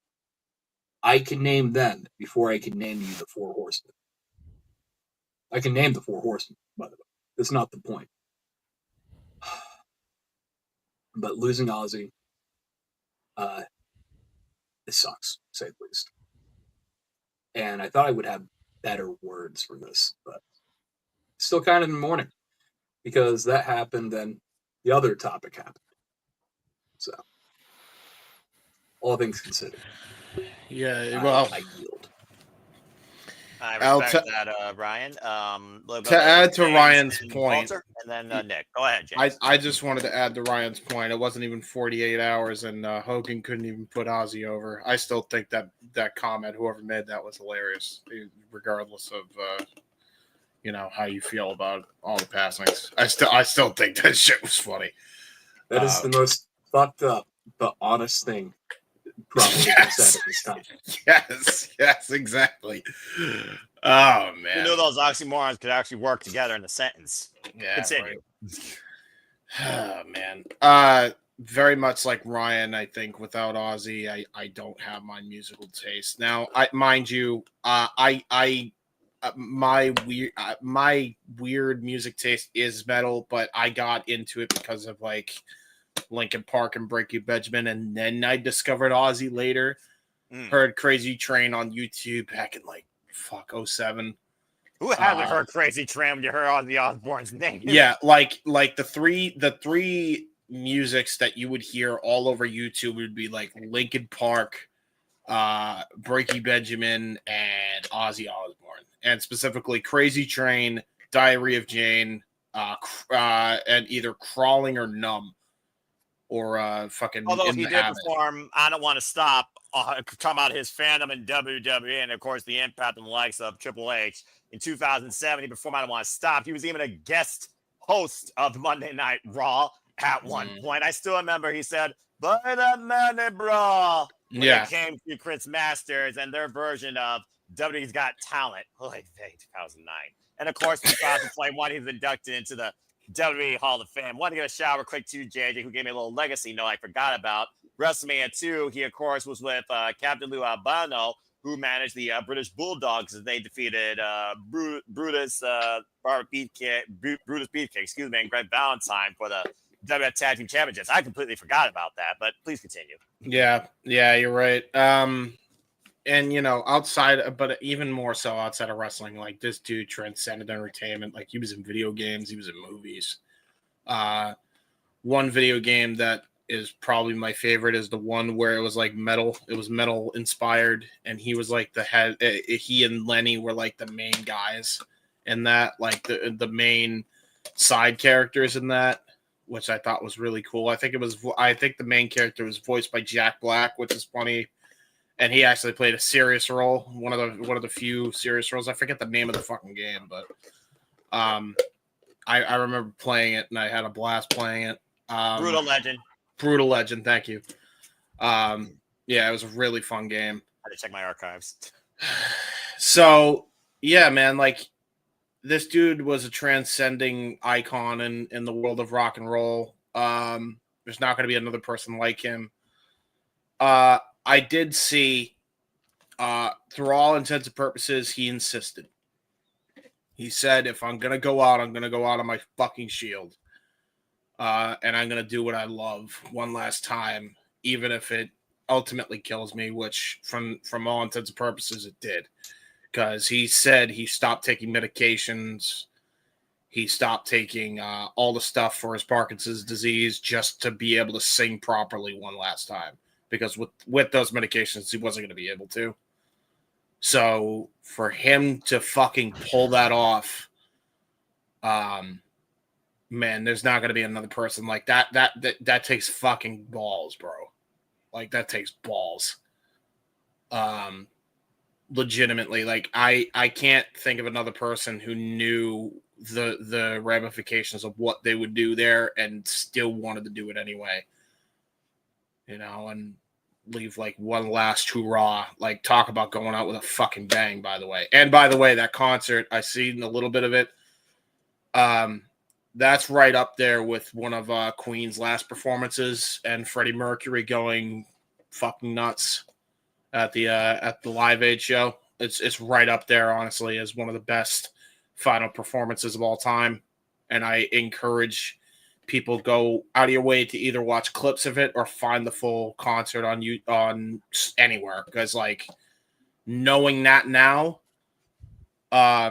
it's a fucking breathtaking performance. He's sitting in his chair the whole time because he can't walk because of his Parkinson's, and he's singing like he hadn't lost a fucking beat.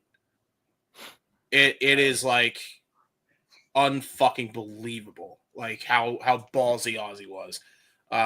I can't in a really ironic and twisted way. I can't think of anything more rock and roll than what he fucking did there.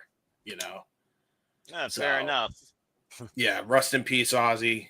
I yield myself. I just thought that was worth mentioning. So, well, if anyone knew what he was about, it was. Well, that being said, before we go to Walter, let's welcome in, of course, she's yours, she's mine, she's our Canadian friend, Ash. Ash is joining the Shenanigans in time for the main event. Ash, good to see you. How are you? As it gets your audio. There, audio. Hi, Ash. Can you hear us? Ash is the only one that has her own theme song. Well, again, it just seems like it works for her. It does. Gotta get her. She gets her stuff together here. That's a great freeze frame. Well, Jesus. There we go. Hello, Ash. Can you hear us? Hold on. This is turn to the Verizon commercial. Can you hear me now? Oh, good grief. Can you hear me now? She's just, yep. It's frozen. It's our Canadian internet. Okay, well, that being said, while we wait for that technical difficulty to figure it out, Walter. Hilarious that you did Eric Andre deal. What the fuck? It's our Canadian internet out here. Oh, dude, that was funnier than I was not expecting the Eric Andre deal. Oh, that was funnier than shit. That was who put that in there? Noah? I used it during the freaking Superchatted thing up on it when JJ kept going in and out. Anyway. Dude, you got them, man. That's funnier than shit. Anytime something like that happens, you gotta fucking use that again. That was. Well, Walter, you're frothing off the Osbourne legacy while Ash figures out her technical difficulties. Everyone pretty much said, may he rest in peace. You know, beyond music, he transcended. I mean, dude, I was plugged into VH1 watching the freaking Osbournes. He was like the beginning of reality TV and like getting to know him and his family. So beyond music, this dude was everywhere. Yeah. Kind of like the other person that we're going to talk about in the main event. So he transcended music. He transcended rock and roll. Like without him, there would be none of the bands, no Linkin Park, none of the bands that we all know and enjoy. And like, you know, as a black Puerto Rican person, I used to get made fun of for listening to that kind of music. I had the most wide, like Ryan said, I had the most wide variety of music, from rock to fucking Backstreet Boys. I listen to anything.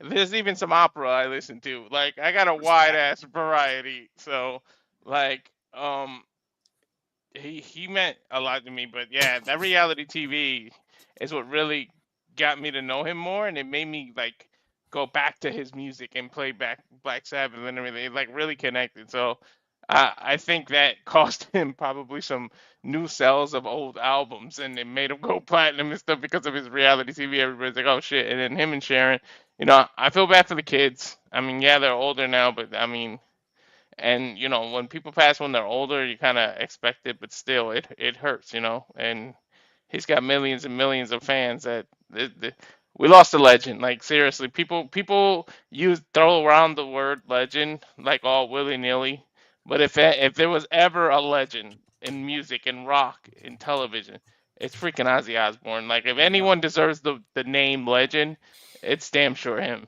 So may he rock on. Whatever happens beyond death, may he continue to rock on and maybe bite the heads off of something else here instead of a bat. You're the first one to bring up the biting head of the comment. Of course, we've seen that skit in certain movies with Adam Sandler, of course, even. So, and again, dude, wrong, Little Nicky transcending was the music greatest cameo ever. right?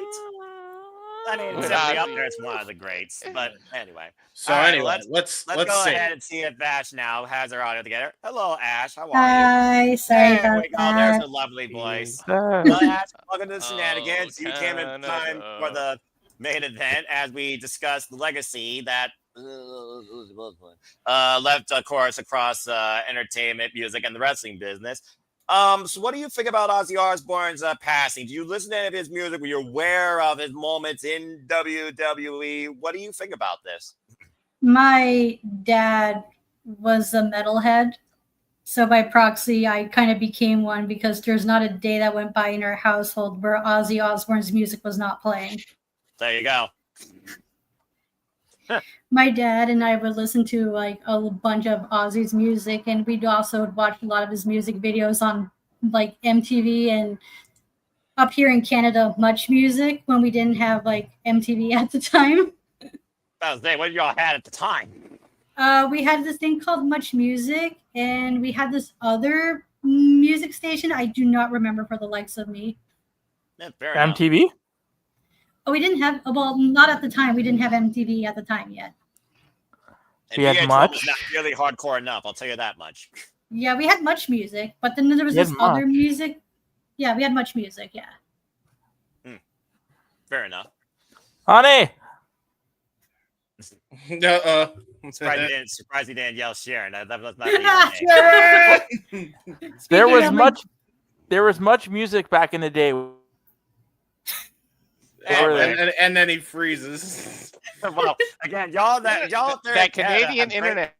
Yeah, y'all Canadian get a internet. great It's internet crazy, service. yeah. About to say. I mean, to be fair, Ozzy Osbourne was even in a commercial for a phone company. I think it was Verizon, where he tried to like give his order, and then he had to like text the barista exactly what he wanted. So again, the man that definitely wore many hats when it came to exposure in the world of music and entertainment.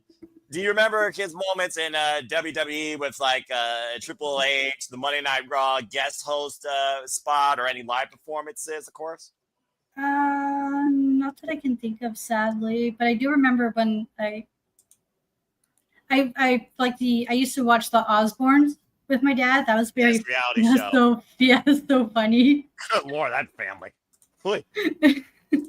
We literally watched his kids grow up through that damn show. Right? Yeah, Kelly and Jack and Kelly. Yeah.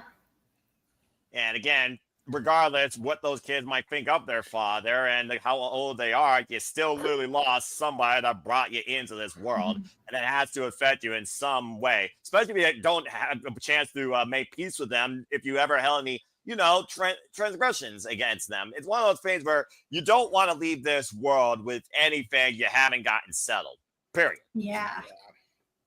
All right, Nick, let's go ahead and get your thoughts on Ozzy Osbourne's passing, his legacy, and the impact he left on you, either as a wrestling fan, music fan, or an entertainment enthusiast. What do you think about this? Sad that he passed. I wasn't a big. I remember Crazy Train. That's pretty much to my extent of them and him and Black Sabbath. We talked about Little Nicky. Can't forget Austin Powers. Oh, yes, absolutely. That's why when you guys said that the best cameo was Little Nicky, I'm like, mine might be Austin Powers. Boobs, Ozzy. It's fucking boobs. When I was once a wee lad, I saw the Austin Powers movie, so I cannot argue that. That is actually a trio of movies I will honor and condone. Continue. And it wasn't just him; it was him, Sharon, and the kids sitting on the couch in that scene.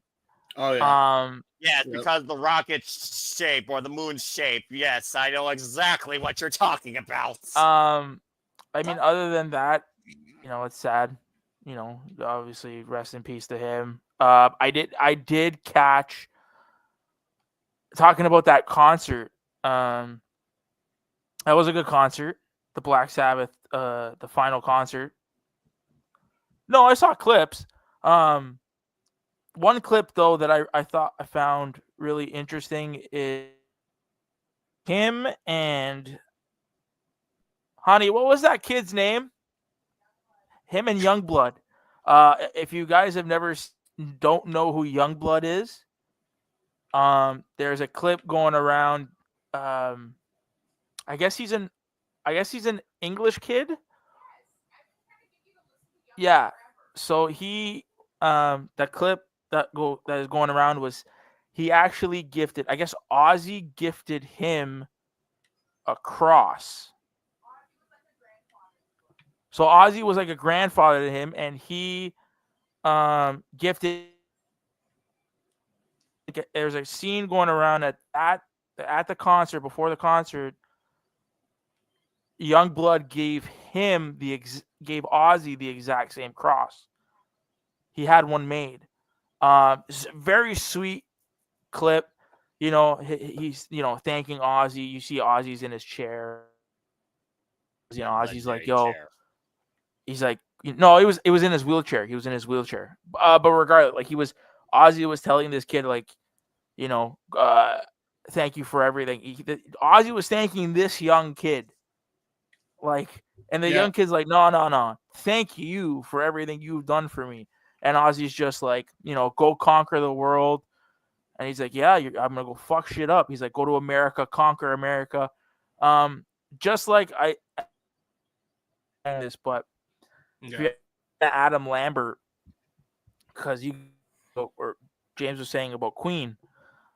I saw Adam Lambert with Queen live, and I was like, yo, he could hit octaves, maybe not on to par of Freddie Mercury, but he was there, right?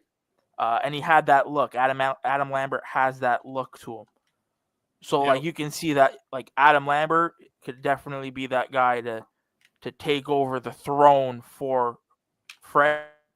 The same way with this Youngblood kid. Like I said, if you heard my wife, I'm gonna listen to one of this Youngblood song. But if you look at this kid, that's the next king of rock right there. All right. I do wonder though, how many Ozzy Osbourne cosplayers are gonna come out of the shadows now before October? Hold on. Yep, that's the clip from W Got Talent when he guest hosted Monday Night Raw, and of course at his moment with DX and of course Jericho. Oh, good grief. Classic. The guest host era of Monday Night Raw was not all that bad considering who you got. Ozzy Osbourne, Bob Barker, just saying. And then there's a picture right there to illustrate Nick's point. Well, so that's Youngblood right there. There you go. Good shit. Well, again, Ozzy Osbourne, rock on eternally. All right. Well, that being said, that wasn't the only passing this week that left a lasting impact on all of us, brother and sister. Let's go ahead and talk about another one that is now immortal, truly immortal. Hulk Hogan. Regardless what Terrence did in his later half of life, no one here who understands the wrestling business as we know it cannot say that Hulk Hogan did not have some sort of impact on them in where we're at now.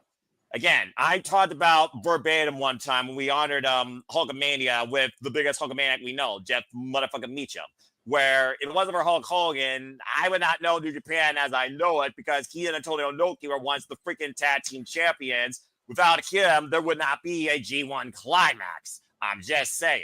Hulk Hogan transcended not only Americano, he transcended the squared circle globally before anyone else even knew what that meant. But finally passed away due to cardiac arrest. So let's go ahead and get y'all's thoughts on the legacy that was the immortal Hulk Hogan.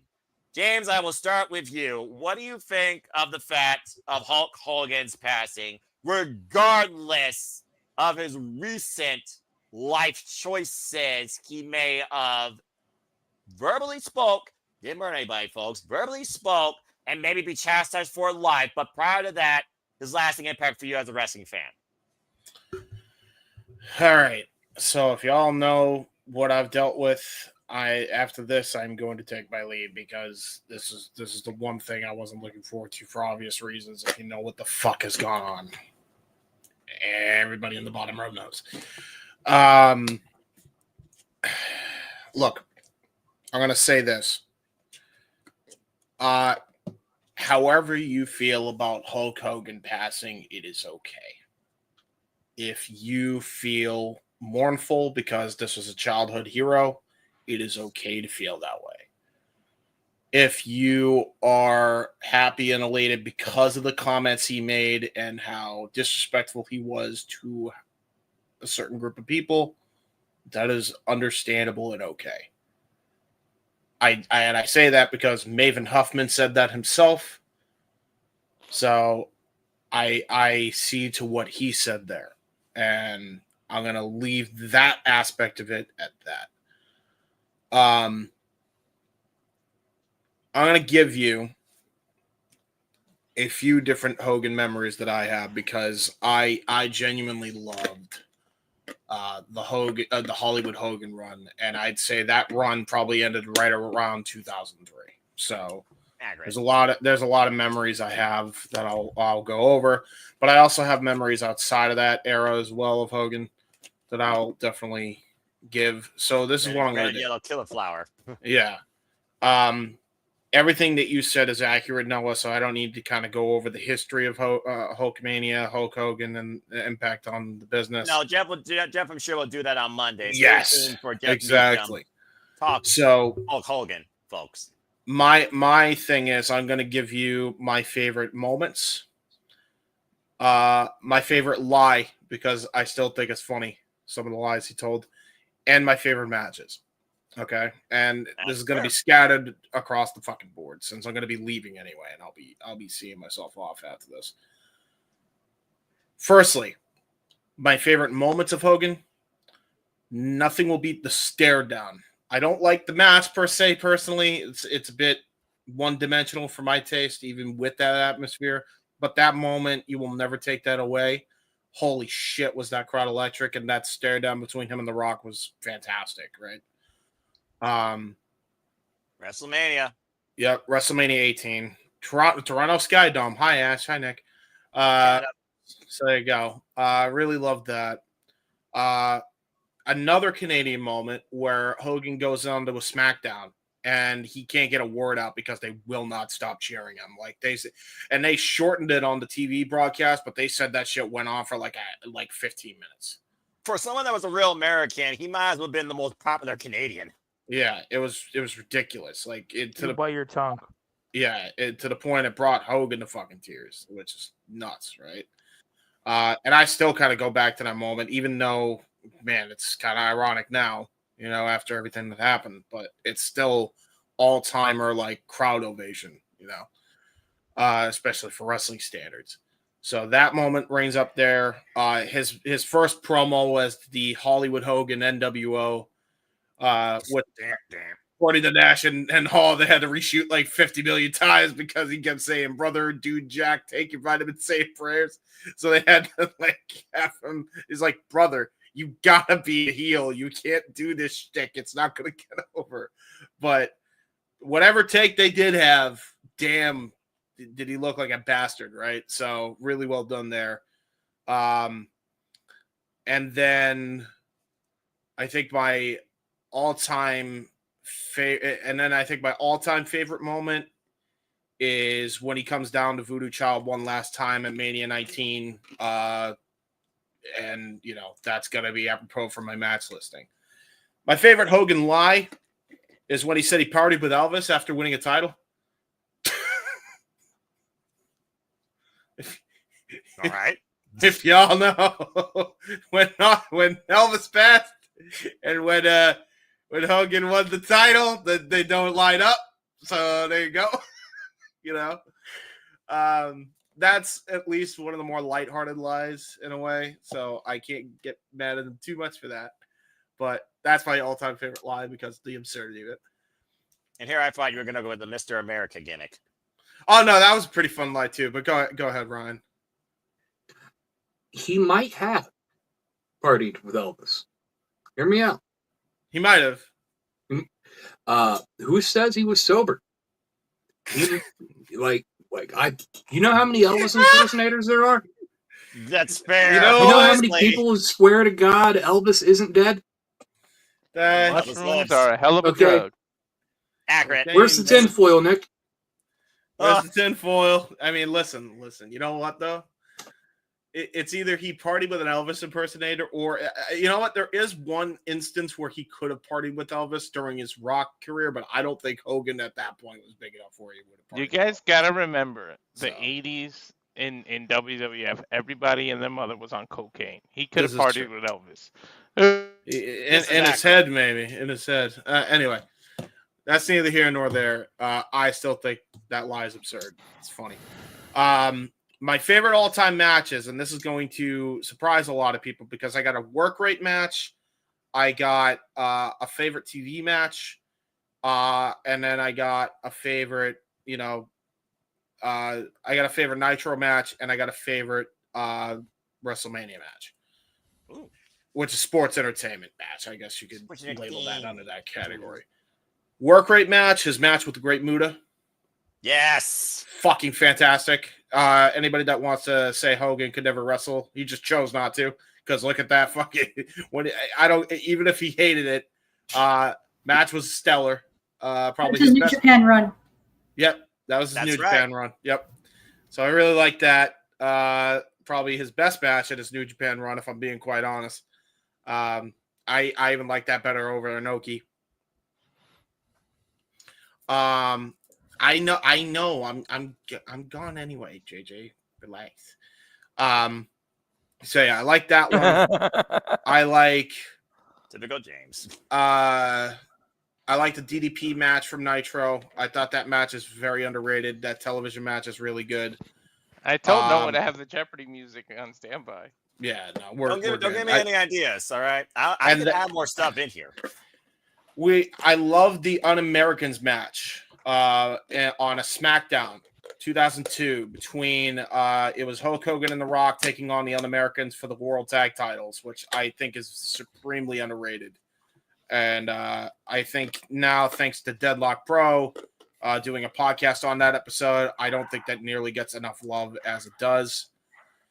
And last but certainly not least, my favorite match, which is ironic because it involved two people that are not exactly savory, especially one, Hogan and Vince. I still think that match rules. I still think they killed each other. I think it worked for that Mania, and that is honestly one of my favorite Manias of all time. And the real blemish, the only blemish on that Mania, personally for me, was, well, Booker and not winning the title. So that's all I have for y'all. Okay then. I said, and the reason why I'm going as long as I said that other than this show, don't bother me with fucking Hulk Hogan again. I never want to have a discussion on Hulk Hogan again. And again, if you've been in the spaces, you know why.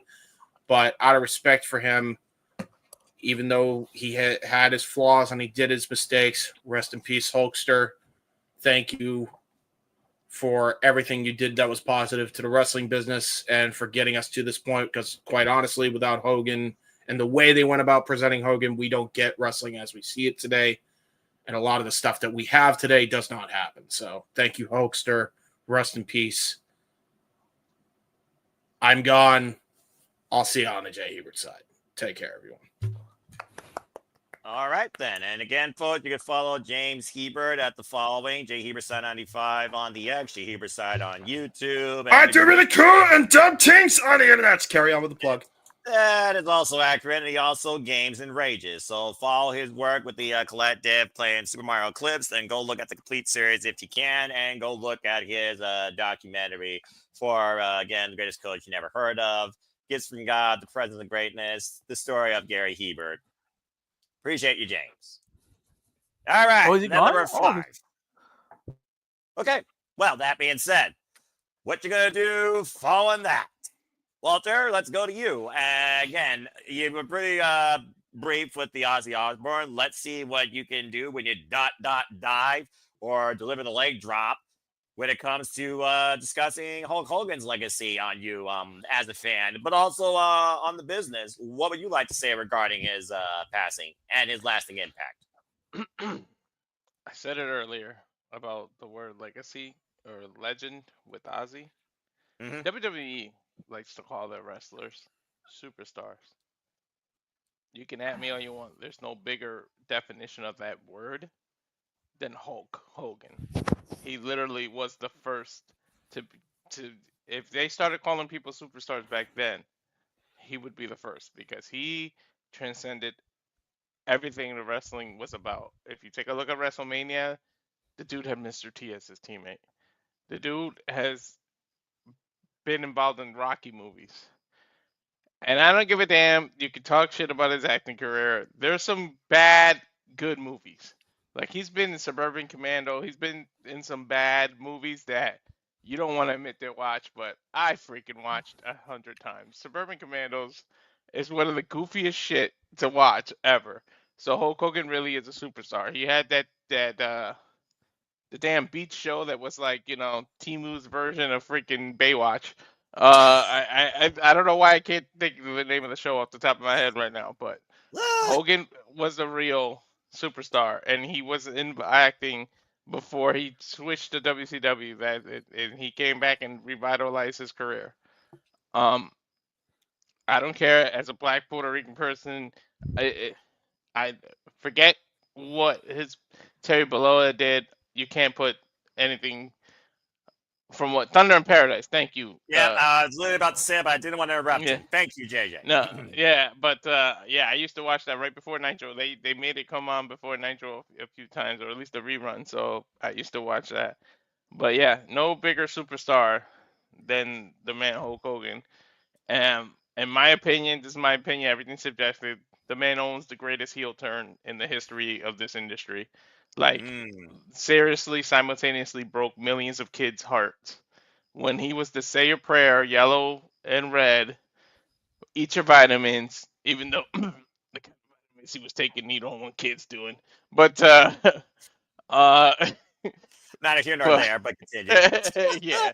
But when he went to the Hollywood, I mean, the amount of shit that was thrown into that ring, and the amount of soda, beer, everything that hit those three men while they were in the ring, you can't execute. That's chef's kiss. You can't execute a bigger heel turn. I know Cena, everybody loves it and everything, but Hogan literally, it's just my opinion, has the greatest heel turn ever. He defines what a superstar really is. He transcends everything. I mean, the only blemish in terms of wrestling might be the TNA portion of his career, but other than that, he made an impact. No pun intended, because I just mentioned TNA. Everywhere he went, like, literally, and it's sad, and he will be missed. Like, I don't care, personal feelings aside, that man is somebody's father. The man is somebody's husband, and the people that celebrate his death, like, that's really some below the dirt type things. Like, no one should be celebrating anyone's death. Like, the man has a wife, the man has kids, regardless of his strained relationship with his daughter and everything. And rumor has it he tried to make amends before he passed. It's almost like he knew he was on his way out. He tried to amend with Brooke. I don't know the results of that. I don't know what happened, but people are in mourning. May Hulk Hogan rest in peace, brother. And we have seen the man drop his final leg drop. I mean, the man was in pain. Like, if you follow his career, the man had a lot of health issues. So, I mean, maybe he's in a better place, maybe not. I don't know. I don't know what people believe in that afterlife, but brother, rest in peace. I have nothing more to say. Like, I just wish people would stop being so goddamn negative and celebrating people's death. That's horrible.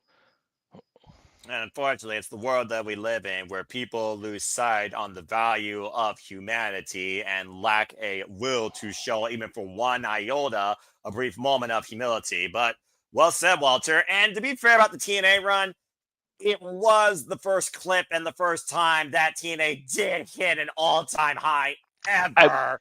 I would say The good thing, it brought Joker Sting, and I fucking love Joker Sting. I do So. agree about that as well. That was the best Sting ever. Nervous because you should be. I loved that saga. The Bound for Glory match, it was what it was, but I also do love his rockin' version of that theme he also came out with in TNA all the time as well. All right. Well, that being said, let's go ahead and move on and get some other thoughts regarding the legacy of the immortal Hulk Hogan. Nick, what do you guys say regarding Hulk Hogan's lasting impact and legacy on the wrestling business, and how did he affect you as a fan? Hulk Hogan was before my time. So I hope I don't. No, that's justified. If you again, I hope. I don't want to say I don't care because that's not what I'm trying to say. But I will say he was not my era, so I don't have that attachment to him. Probably do. All I can say is rest in peace, right? Because it's what a normal human being would do. Right. I think after this,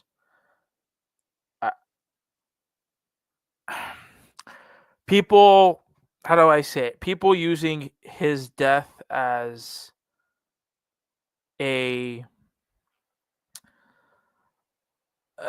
as fuel to some other agenda that you might have, I think is shitty. For example, you hear the people clamoring and bitching, oh, why didn't AEW put up a picture? Why didn't they do it? Miss me with that bull, because you got it tonight. So we can stop all of that crap. I will address the elephant in the room. I think Hulk's death has brought a side of the IW that is stupidity, for a lack of a better term. It wasn't already brought out? Oh, Noah, you know what? I give you and Ash and I give Walter credit. Y'all stay away most of the time from our online IWC spaces, and I see Ryan's face in there. He knows what I'm talking about. It has been the last, could you say 48 hours, Ryan? Too? Hogan died about 12:30 Thursday. Probably close hours? to 11:30. So, yeah, let's say 48, 49, 50 out. I mean, it's really easy when all you do is just beep. You'd think a lot of people could do that, but it for the last 50 some hours, or X, whatever you want to call it, has just blown up into something that there's no words for it. Fair enough. I think hopefully after this, it goes away, but let's be real, it's not. So there's always going to be something next. But at the end of the day, rest in peace, Hulk Hogan. Despite what you think of Terry Bollea, it's like you guys said, a man died. Let's just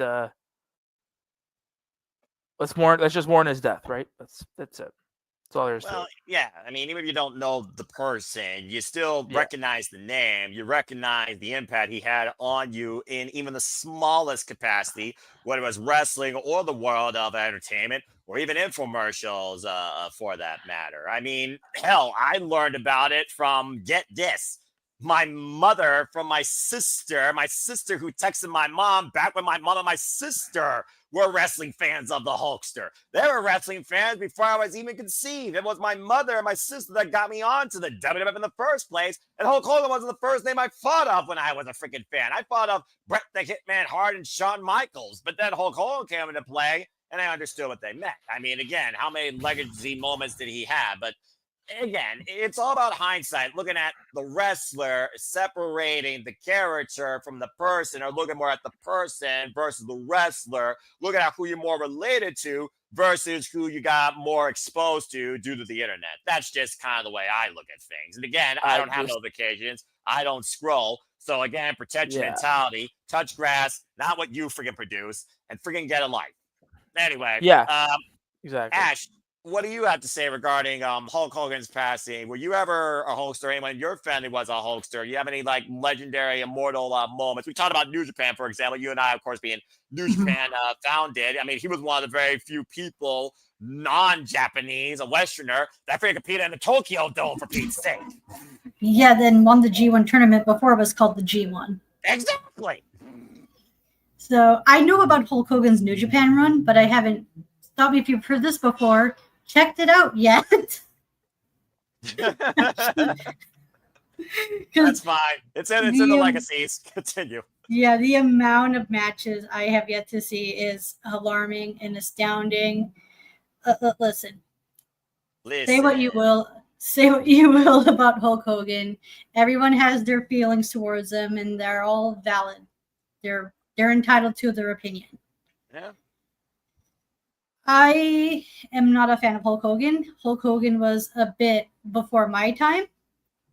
But with that being said, I understand his importance in professional wrestling, his influence in getting it mainstream, and the impact he has on fans and some of the people within the industry as well.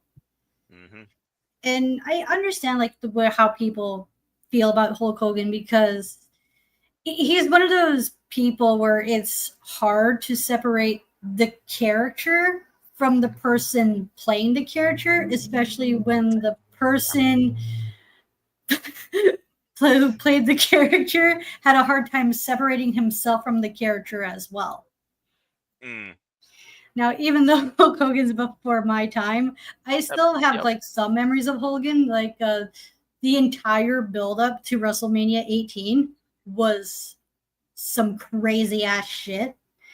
And okay.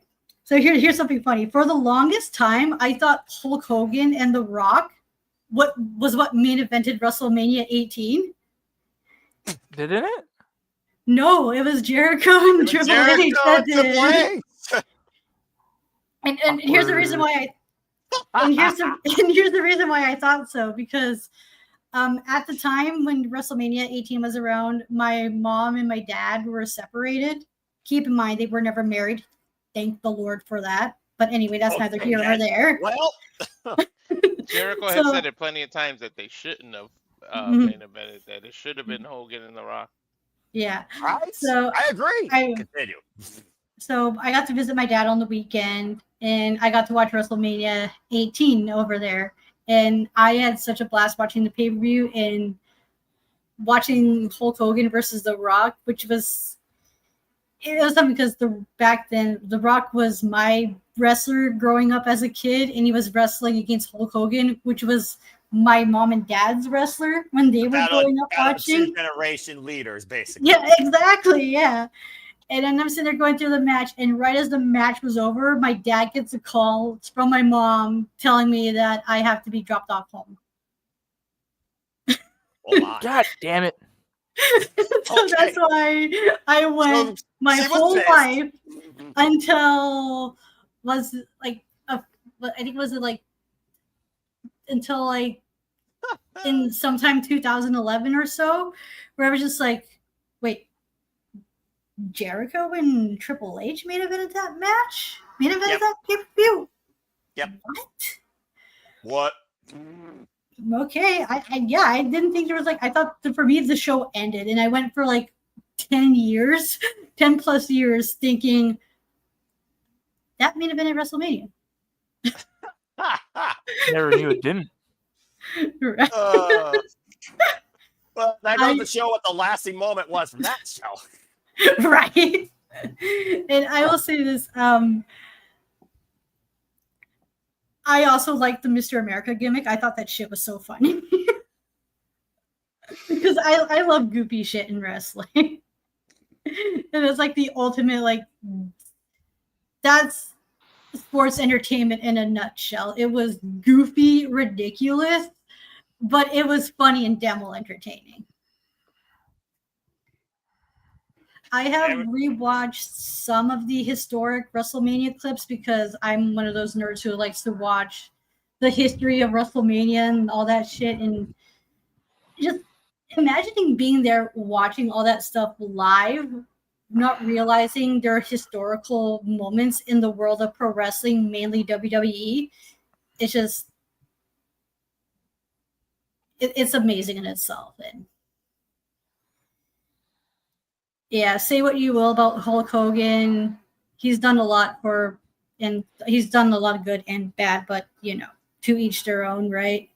Even though some people may find him unforgivable, while others have, and you're entitled to that as well. But all I can say is, all I can say is, thank you, Hulk Hogan, and I'll just leave it at that. Let's not forget his themes too. He got two of the best themes. Yeah, real American, and well, technically three when you think about it, because there's Real American, Voodoo Child, and then of course the NWO theme. So I mean, again, a hat trick. All right, well said, Ash. Well, Ryan, I believe that leaves you to talk about the legacy of Hulk Hogan as far as your fandom goes and the impact he left on you as far as a wrestling fan, or the impact you think he left on the business. What you gotta say regarding the Hulkster, who's now forever immortal? Think about this: the Mega Powers are reunited. Macho Man Randy Savage, Mean Gene Okerlund, Miss Elizabeth, the Iron Sheik, who probably has it in the camel clutch as we know it. I'm just saying.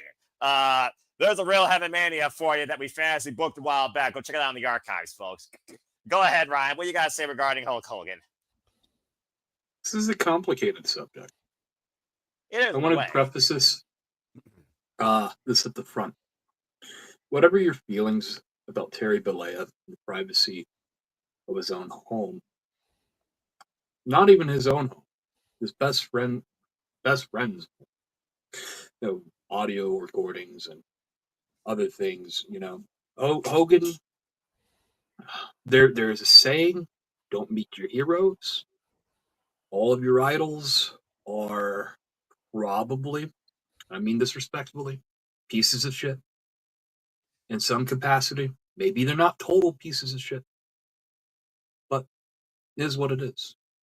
I'm not going to sit here and try to be the morality police and tell people how to feel and how not to feel.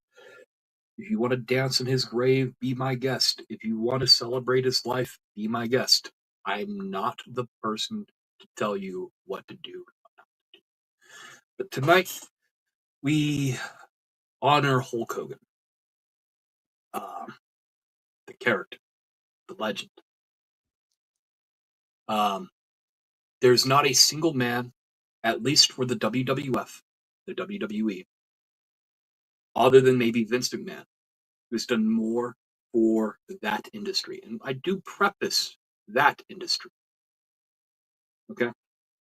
I was called a liar today because I said Hulkamania started in the AWA. I have a broadcast from a news recording from 1983, probably, right? Where Hulk Hogan is being interviewed over the feud in Japan. Mr. Saito was the guy in which he was fighting, right? So, anyways, point is, Hulk Hogan effectively launched New Japan Pro Wrestling. Basically, yeah. Made the WWF what it is. And people can say, well, Randy, you could put Savage in that spot. Wait a couple years, you could add Warrior in that spot. No, we had Hulk Hogan. Hulk Hogan built WWF. Hulk Hogan built WWE. All the lights, glamour, it is what it is. And it's off the success of Hulk Hogan. Okay? He was running that gimmick. Success of Rocky III, mainstream appeal. Thunder Lips. Big value. All right. I don't think a lot of other wrestlers probably could have did that justice the same vein. Who knows what Randy Savage's Thunderlips would have looked like? Who knows? But according to Stallone, Hulk Hogan was the guy. He reinvented the wheel twice. Okay? Not a lot of people get to say that. Not a lot of people get to say that they are undisputed the greatest wrestler in 2 generations. And whether or not you want to sit there and say, well, Steve Austin was the face of the 90s for like 2 years, 3 tops. It's Hogan. Right? Now, say all that. Say Hogan, the golden era of Hogan, the red and yellow era of Hogan, kind of predates me a little bit. Now, I was born in 92. Same. Now, WWF was already kicking and going. I was raised in the WWF household. By the time I'm actively a wrestling fan, Hogan's gone. Right? So I didn't really see the WCW stuff in real time. I went back and rewatched it, and I appreciate it for what it was. Cartoony as all hell, but I appreciate it for what it was for the time period. But my first wrestling memorabilia, the first thing in wrestling, I had this little 6-inch, 8-inch, I don't know, Hulk Hogan figure. I'd never seen him wrestle before. This probably was hand-me-down to me from my brother or something else. It was a very early Ryan toy, say the least.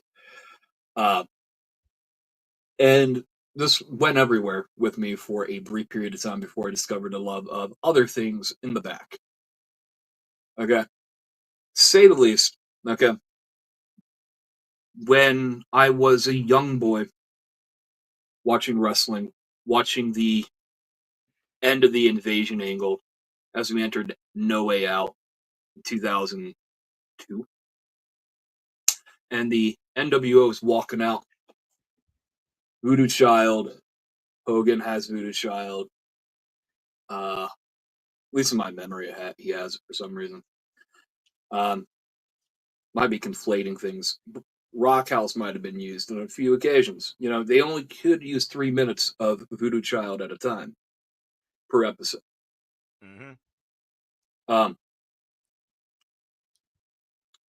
I got to at least experience the New World Order in some capacity. I got to at least experience Hulk Hogan in some capacity. The face turn, the double turn at 18, basically. Greatest wrestling match of all time. One can make an argument. You want feeling, you want emotion. That match, from a pure emotional standpoint, that crowd ate it alive. There's not a lot else I could say about 18 specifically. But his face turn, when he transitions back to the red and yellow. Here's a fun little statistic, everybody. Hulk Hogan is the last WWF champion on the last WWF broadcast. Obviously, WWE exists, but Hogan was the last champion of the WWF era. And effectively was the first, albeit Buddy Rogers technically holds that record in terms of the banner World Wrestling Federation. Either way, you have TNA Impact years later. One blemish, one really big blemish, but for a man who reinvented the wheel twice, and considering TNA had a lot of issues before Hulk got there, this is also. I'm not sure what you blame Hulk for. Not you specifically, anyone in here, or anyone who might be listening. TNA will TNA. That's the bit. That's the meme. Hulk Hogan, all things considered, I don't think there's another man quite as impactful, save maybe Vince McMahon. Without Hulk Hogan, WWF, much like Jim Crockett Promotions, it would have just been a nationally televised regional territory show. That's my opinion on it. Thank you, Hulk. All right. Fair enough. Walter, if you're still there, I saw your hand earlier. You're handling stuff in the background. I'm here. You got It's just something my to say wife real quick? walked in the room and she didn't want to be seen. Okay, respect. What you got to say, we're good. One thing we didn't all mention, if it wasn't for Hogan, if Hogan testifies the other way in the steroid case, there might not even be a WWE. WWF would have probably collapsed when Vince had to take on the federal government for the steroid case. Hulk Hogan testified that although he admitted he took steroids, he said they weren't given to him by Vince. And Vince got off and WWF got to continue. Had he testified the other way, there would be no WWE. This wrestling industry would not even exist the way it is. So Hogan impact there alone, none of this would happen and none of us would be on YouTube discussing wrestling because I don't think it would exist anymore. That's a very fair shout out as well. I mean, outside ROH and AEW, Hulk Hogan pretty much has left a everlasting changing impact pretty much on the three biggest wrestling companies recognized on the planet, even if one's recognized more internationally for what it is. That, of course, is New Japan Pro Wrestling. And shout out to Antonio Inoki. Again, great tribute this morning with the 10-bell salute on the G1 Climax show to the immortal Hulk Hogan, as Tiger Hattori and Hiroshi Tanahashi were in the ring while the locker room and the Ulta Gymnasium audience stood in silence during the 10-bell salute. So, again, massive respect. Like I said, you guys know where I stand as a wrestling fan. Born in 1992, one of my all-time favorite matches. I still hold as the bar of wrestling, SummerSlam 1992. How ironic, as SummerSlam's next week, and I'm already like, meh for it. But it is one of those things where I look at Hulk Hogan, I think about the legacy of the mark that he left in the business. Me and JJ covering those early WrestleManias. He and Randy Savage, he and Andre the Giant, he and Big Bam Bigelow, Blue Steel Cage, he and Ultimate Warrior. You think about those everlasting moments and those pops, that energy. The energy alone that Hulk Hogan created in wrestling fans from that generation still transcends the day sometimes when you heard the song Real American before all the other BS that most people might only remember. Because nowadays it's like, what have you done for me lately? What have you done recently? What is your legacy? It will only be what you've done literally in recent history, not what you've done that transcends times beyond that. But again, you look at the man as a whole on the legacy of professional wrestling, much to what you all said, wrestling would not be what it would be today, nor would you have those influences that were inspired by this man at one point to become a fan of this business, to either talk about or become a part of it. Seeing Ric Flair break down on TMC when he heard that news speaks volumes. The man somehow beat cancer and outlived Hulk Hogan, made people feel like he was on his deathbed 2 or 3 times over. And no one should ever try and, justify or literally dictate death in any capacity. Not even a mortician does that. They're just ones that are just, figure out what happened with the body. But bottom line is this. We lost an incredible human being that left a mark on the business, and we're all flawed. And if you only look at a person for their flaws, then you're not looking at it the right way. I look at it for what Hulk Hogan did, even during his time in TNA, where, again, Joker singing his saga was completely hilarious. And then afterwards, of course, we got a little bit of red and yellow. We got the It Factor, Bobby Roode, of course, the Selfish Generation. And whether or not there was a Dixie call with the whole Hulk Hogan, Eric Bischoff takeover thing, management conflict aside, blah, blah, blah. I do wonder what TNA would have been during that time between 2010 and 2012 or 13-ish if Hulk Hogan didn't show up and run roughshod with Immortal and had the angle with Eric Bischoff. And again, he and Eric Bischoff, if Hulk Hogan didn't do what he did when he went to the freaking WCW, The NWO doesn't exist. Without the NWO, what is the wrestling business? Where the NWO was discovered before Bullet Club was even a thing. I'm just saying. What's a Monday Night War without Hulk Hogan at the helm of the opposite competition? Just saying. There would have been a war. Again, you forget about moments in time that happened. If they didn't happen, you don't have wrestling as you know it. Period.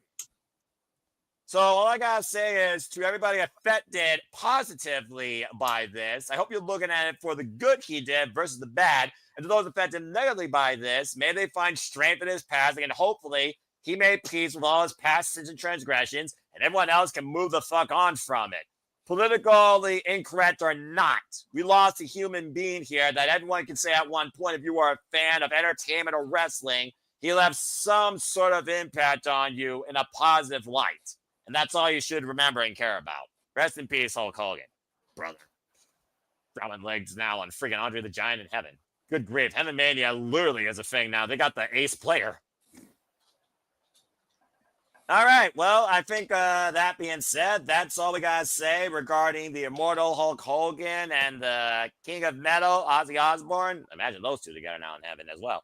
And hopefully, again, all those affected by their passings will find peace and continue to move forward as life goes on. Time waits for no one. But I think it is about that time we will bid you all fair so long after this last commercial break. So unless there's any super chats for further conversation, we will conclude after we give you the watch-along trailer one last time, too. So stay tuned. And now for a taste of things to come.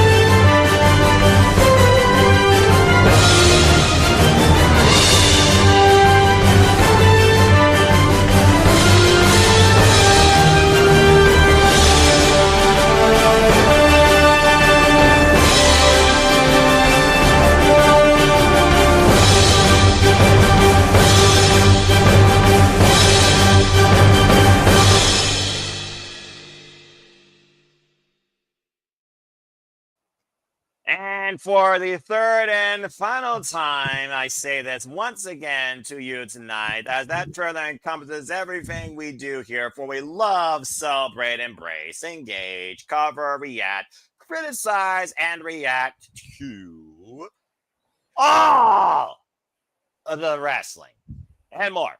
And welcome back here once again to the Saturday Shenanigans. Of course, I am the host tonight, Noah Foster, with Walter, Nick, our Canadian friend Ash, and Ryan. Shout out to the Keybird, James Keybird, who, of course, left us early. As, of course, we are now literally 1 week away from SummerSlam. And here is your cards, respectively, so far for Saturday and Sunday. As, of course, we have a six-pack TLC challenge now added for the first ever two-night SummerSlam, true to the biggest part of the summer, bigger than ever, with Cardi B hosting. Who the fuck cares about that? Weekend, give me another Fiend for Pete's sake. What the fuck is that trash-ass bitch Fiend that I'm hearing for these freaking official match car ass? Jesus Christ almighty. Death Rebel can come up with a better generic Fiend for SummerSlam than that bitch. Sorry. Oh, wow. Damn. Tell us how you really feel, Noah. Right. Don't get me Tell us how started, you all right? really feel. Don't get me started. How is SummerSlam that close? Like, what the hell? There's Hey, no where's wrestling, the right? time gone? We're literally heading into the last month of the summer, folks, before everyone gets back to school or gets back into their evening work routine, including I. So again, it is what it is. And stay tuned, folks, for Cindy Predicting, as it will now be officially 10:30 p.m. Eastern Standard Time, Friday night after SmackDown. All, including you fools, are welcome to join the conversation. We'll be sitting predicting SummerSlam in full. And stay tuned for the form as it will be live after that panel as well. Okay, well, that being said, let's go around the horn and get the fuck out of here before someone does. Son of a bitch.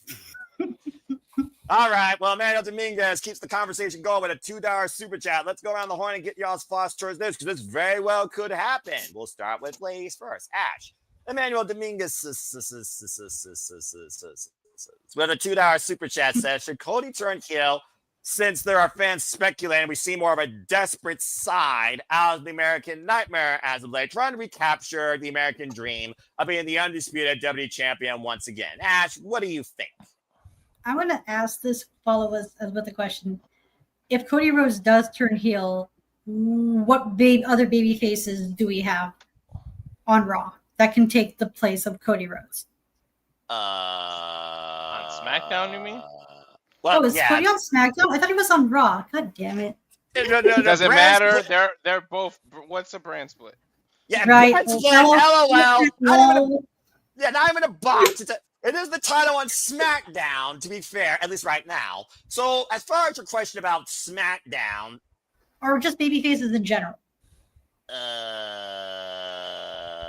2, I guess. It seems like they're putting their ball in his court, but it looked like Ryan has one. Okay, Ryan, go ahead. Go ahead. Give it It's an irrelevant. Roman Reigns was the top guy for 4 years. There were no top baby faces. He was a heel.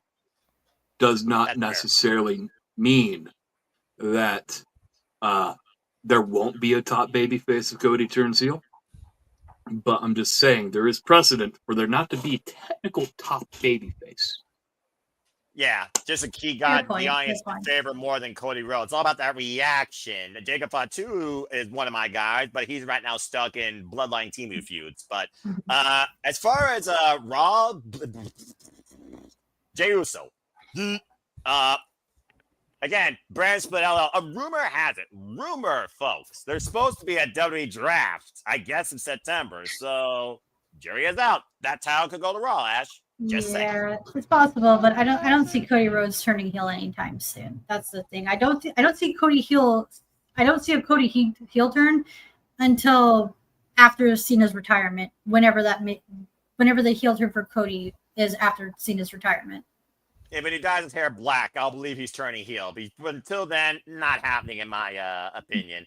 Ryan, should Cody turn heel since the fans are speculating that's already happening or it should be happening? Could it happen this weekend? What do you think? I think that if it's happening, then good. I think Cody's done everything as a babyface. It's in the name. American Nightmare. Okay? It's in the name. He is playing Homelander. His necessity to need to be loved. You can see it. Oh, I'm going to go to this fan's wedding. I'm going to kiss babies. I'm going to shake everybody's hands. All this glory from my father. Trust me, I get it. You know, I wish I could have made my dad a little bit more proud in life. My thing is, okay, it's in the name, American Nightmare. That's not an American dream. He's a heel. The character has always been a heel. The American Nightmare did not become a babyface until he said one particular night in 2019 in May, I need my brother. Okay? That's the night he became a babyface. It's just been a constant train of either successful or failed babyface runs with various different challengers. I see the cracks. The cracks were there leading up to Mania when him and CM Punk had their little interaction. Cody was very exhausted.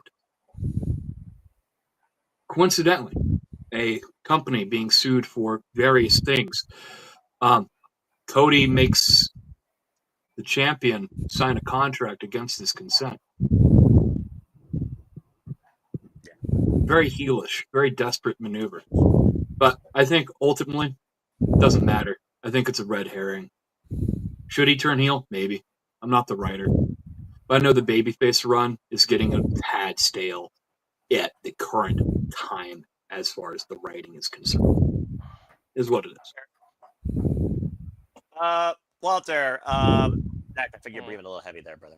Walter, do you think Cody should turn heel at SummerSlam, double turn or not? Especially it's a street fight, so I mean, anything goes technically. So would the turn be justified because of the gimmick alone that screams desperation when you can do literally everything to win? What do you think, Walter? Of course, stay tuned, folks, because me and Walter will be calling it. I don't know if it's justified, but yeah, in the street fight, there's no rules. You got to do what you got to do. I think, yeah, Ryan's got a point that the babyface run is getting stale, but I don't think he's the face of the company right now. I don't think he should turn heel now. Maybe by 2027, by Royal Rumble 2027, I'll give it. He'll probably go heel and give us that great run. But you know, unlike when Roman was on top, they do need to build bigger opposition for him to face. And who knows? I like that you brought up that signing John Cena's contract against his will because of the blood and thing, because Cena can actually use that to his advantage. If the title changes hand, he can say, I didn't sign that contract. You forced me to sign it unconscious and in blood. And it flips and they give him the title back. And that's what Cody flips off. And that's what can make him go heel if they could do that. Like he wins the title, and then they say, "Well, technically, Cena's got a point. You got to give him the title back." And boom, that's the first domino to fall. So I mean, yeah. Imagine the heat of that. That'll be awesome. I just booked something. God damn it, WWE, go do that. Let Cody win. Cena comes out the next night and says, "Nope, that's invalid because I didn't sign that contract. You did that while I was unconscious." They say he's got a point, and you know, you bring out Cena with a lawyer. It can't be Joe Henry this time. You got to use some kind of other indie wrestler as a lawyer, and get the title back, and that's the first domino to fall. Damn it, book it. But all right, I think he should go heel, but just not now. It's gonna be a while. Do a slow descent into madness where he keeps losing or something. That, like I said, that could be the first domino, and there you go. And then slowly he goes into that nightmare.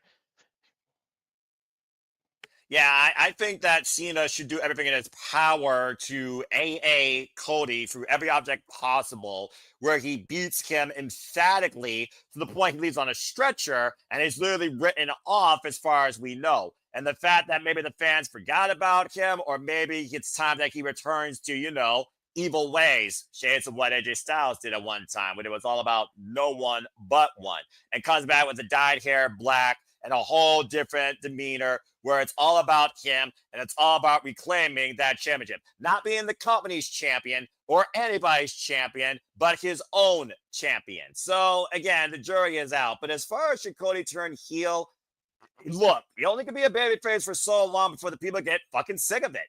I think people are kind of getting tired of it at this point. But at the end of the day, if he's still moving merch and it's still over with a more populist, casual or hardcore, I don't see WWE pulling the trigger yet. So I think he should, but I don't think it happens this coming weekend. Nick, what do you think about this? Literally, Rick the Dragon Steamboat and Rey Mysterio are like the only twos that babyface run that like never gets old and stale. Like they can't go heel. Those are like the only two I can ever think of. They stayed original. Yeah, they stayed original. It wasn't like the same thing every time with them either. And they stayed integral. What do you got to say, Nick?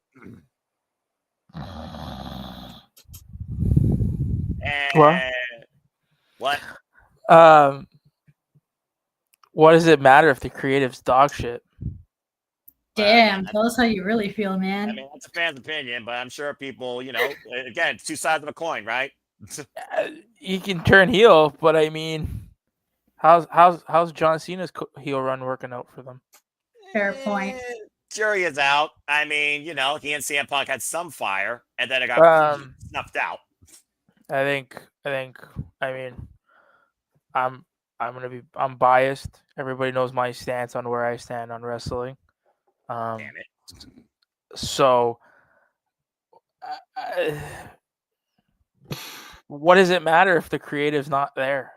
Like, it's a catch-22. Yay, let's turn him heel. What do you got him doing next? Feuding with R-Truth? 4 weeks? Well, Ron Killen is a different story, and he's also been MIA. It'd be interesting if Ron Killen actually came out and somehow screwed one of these men. If the creative's not there, then there's the interest.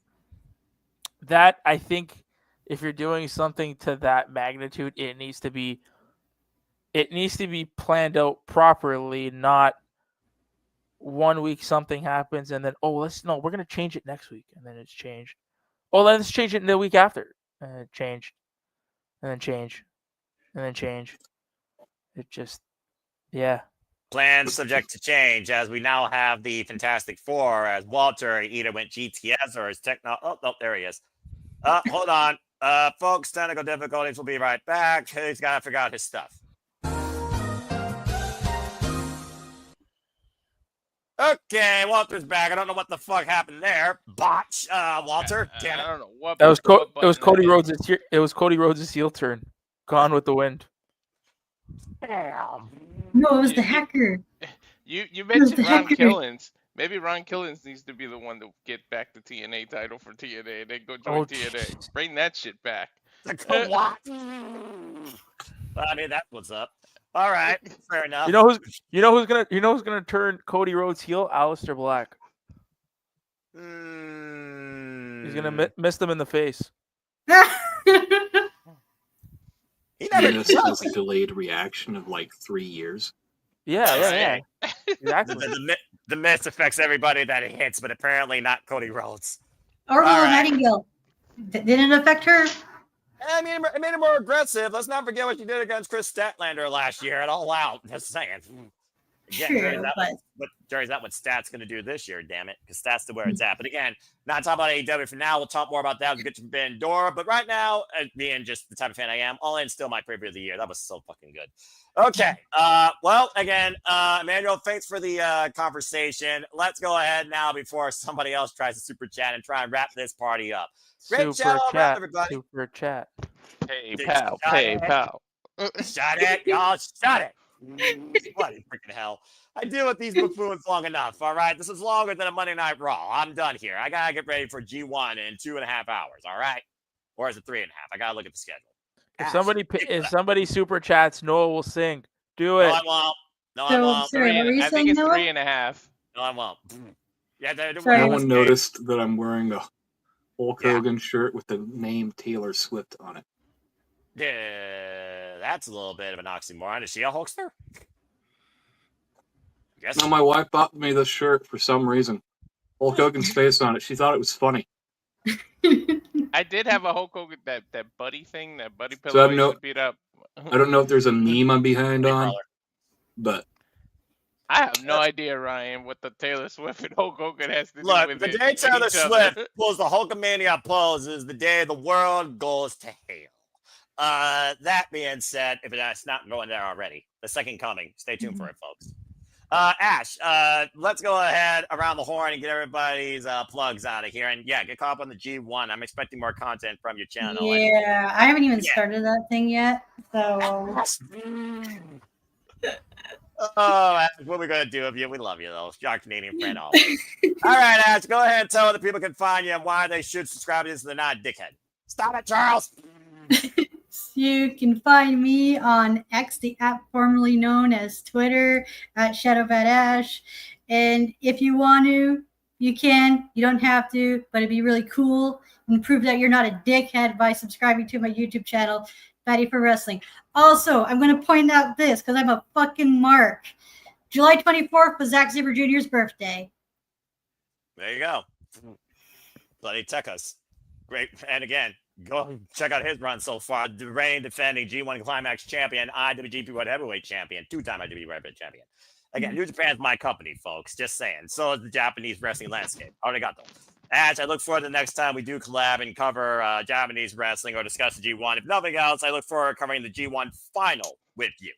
Oh, I'd be down for that if I'm not work permitting.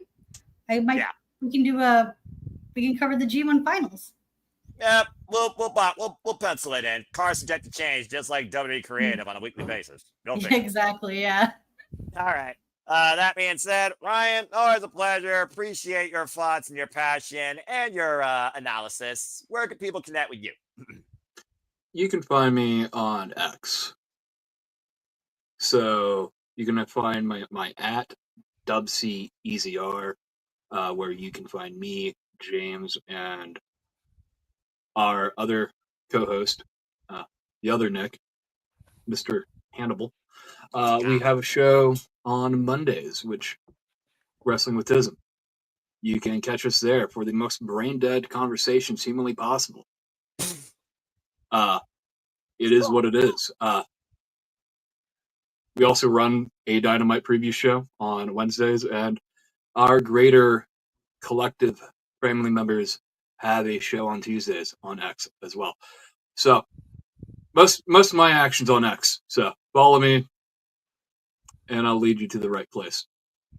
Fair enough. If you want to call that preview show AEW Spark, like I used to do when I sparked the conversation and lit the fuse on AEW, I'd more than welcome you to take that name and run with it, pal. Proud of you. Enjoy. All right. Well, from one person that's part of Fun with Tism and Beyond to another, but also gives you a quality restaurant order. Nick, always a pleasure again. I look forward to the next time we call something together, as you, of course, now are part of the commentary family. Welcome, by the way. Where can people connect and find you? You can't find me because I don't want to be found. Fair enough. He remains oblivious. Y'all can find me on Twitter. You know how it is. Give us the food order. Not at 2 a.m, dog. You missed it. Next time, you know what? PayPal us. We'll tell you then. Oh, Lord. DoorDash is 2 a.m. in the morning. Hey, man. There's crazier things in life. I guess that's fair. There's a reason You why can Bart find wrote me. You can find me on X. Usually in the spaces with that lovely gentleman with the lovely hair and glasses. On Monday and Wednesdays. You can find me here. Hopefully doing more with the lovely folks at the Simply Reliable Studio. And subscribe to Rage of Wrestling. Subscribe. Yeah, fair enough. Well, speaking of which, Walter, it's great to have you back as always. Simply Reliable Studios, now and forever. There you see all the channels, folks. Shout out to DJ and Hannibal, of course, at Rock and Ropes. Editor, who is not here tonight, follow Raiders of Wrestling, and shout out to Renegade Wrestling, JJ Williams. But most importantly, if you don't do more than one thing tonight, there is one thing you definitely should do, and that is subscribe to Walter Cruz and Rage of Wrestling. And again, if you're not going to listen to me or him or her or him or anybody in the chat, go ahead and listen to these fine people literally in the wrestling business. Hey there, it is the center of attention, Brittany Brooks here. This is your NWA Women's World Television Champion. This is the TNA Knockouts World Champion, Masha Slamovich. Subscribe to Rage of Wrestling on YouTube. Well, that's a bad name. You better subscribe right now, ahora, to Rage of Wrestling.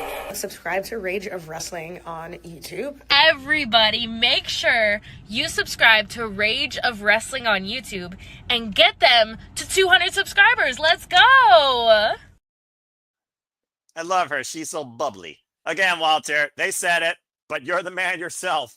Say it. Subscribe. Subscribe to Rage of Wrestling on YouTube. Tell a friend. And then tell that friend to tell a friend who tells a friend to tell a friend. Because word of mouth is very, very, very, very important. And it goes... Let's use the word of mouth for positive instead of, unlike with the whole Hogan thing on X. Can spin this word of mouth to positivity. And then at Instagram, Walter.Cruz.940. Yeah, subscribe. And on X, Walter Alex Cruz. I'm sometimes involved with those spaces, but just with the big move, I haven't been able to do them. Plus, I need to find a day of the week because they seem to be on every day, and I can't fit a space. I don't want to bump heads with my friends, so we'll see what I can do with spaces. But Blue Sky, I'm barely on there. I see a couple people followed me, but it's Walter Alex Cruz. It's the same thing as X, so you can find me on both. But the bread and butter is Rage of Wrestling YouTube. Subscribe. All right. Well said, Walter. Appreciate you. And again, there's always something going on every day, it feels like, whether it's wrestling or you crazies in and out of X and on YouTube. Dadgum. All right. Well, again, if people wish to engage with me, I'm introverted. I barely speak outside of this. This is my comfort zone, as you've all made it possible since 2018. Appreciate you. But find me if you choose. I'm in Foster 1916 for all things wrestling. Shout out to AW fam, where I not only sometimes host shenanigans, but I lead simply predicting discussions and, of course, track 4 different prediction leagues. As only which continue to encourage you just to have enjoyed wrestling. So find me if you choose. I'm in Foster 1916. On X and on YouTube, where I'm only going to continue to remind you there are no winners, no losers, no betters, just fans with opinions with this passion we all share. At the end of the day, support one another, respect each other, and respect the fallen and those that have passed. Protect your mentality too, and just to have enjoyed professional wrestling, it truly is as simple as that. And it's always something here, Charles. Good grief. Thank goodness Patilla isn't here. You've almost ran that gimmick into the ground. But again, thank you all for tuning in to another rousing edition of the Saturday Shenanigans. I thank you all as always. So again, subscribe. And please like, share, comment, tell a friend. Hit the bell if video goes live on demand on any of the channels here at the Super Reliable Studios. And again, hit the subscribe button. Again, you never know what we might be doing, but I assure you the content, the passion, the creativity, the rants, the outlooks, the food orders, and the Canadian hospitality is not going to let up here any The time. rage. And the rage. All the rage. Just like the fact that Masha said TNA Knockouts World Champion. She's no more than that! But Don't anyway. piss me off. You might make me rage. Walter, are you trying to start something? You pissing me off, reminding me of Masha, you know? Anyway. All right. Well, that being said, let's go ahead and get the hell out of here. So thank you again to everybody in the chat, as always, for Ash, for James, for Walter, for Nick, for Ryan, and for me, and for those that weren't here, including Datila and JJ, and for Naing, who just came into the chat. Appreciate all of you always. See you later this week for Cindy Predicting. But until then, make a positive impact in life and have a good night. This has once again been our edition of the Saturday Shenanigans. Have a good night, folks. See you next time. And subscribe. Brother.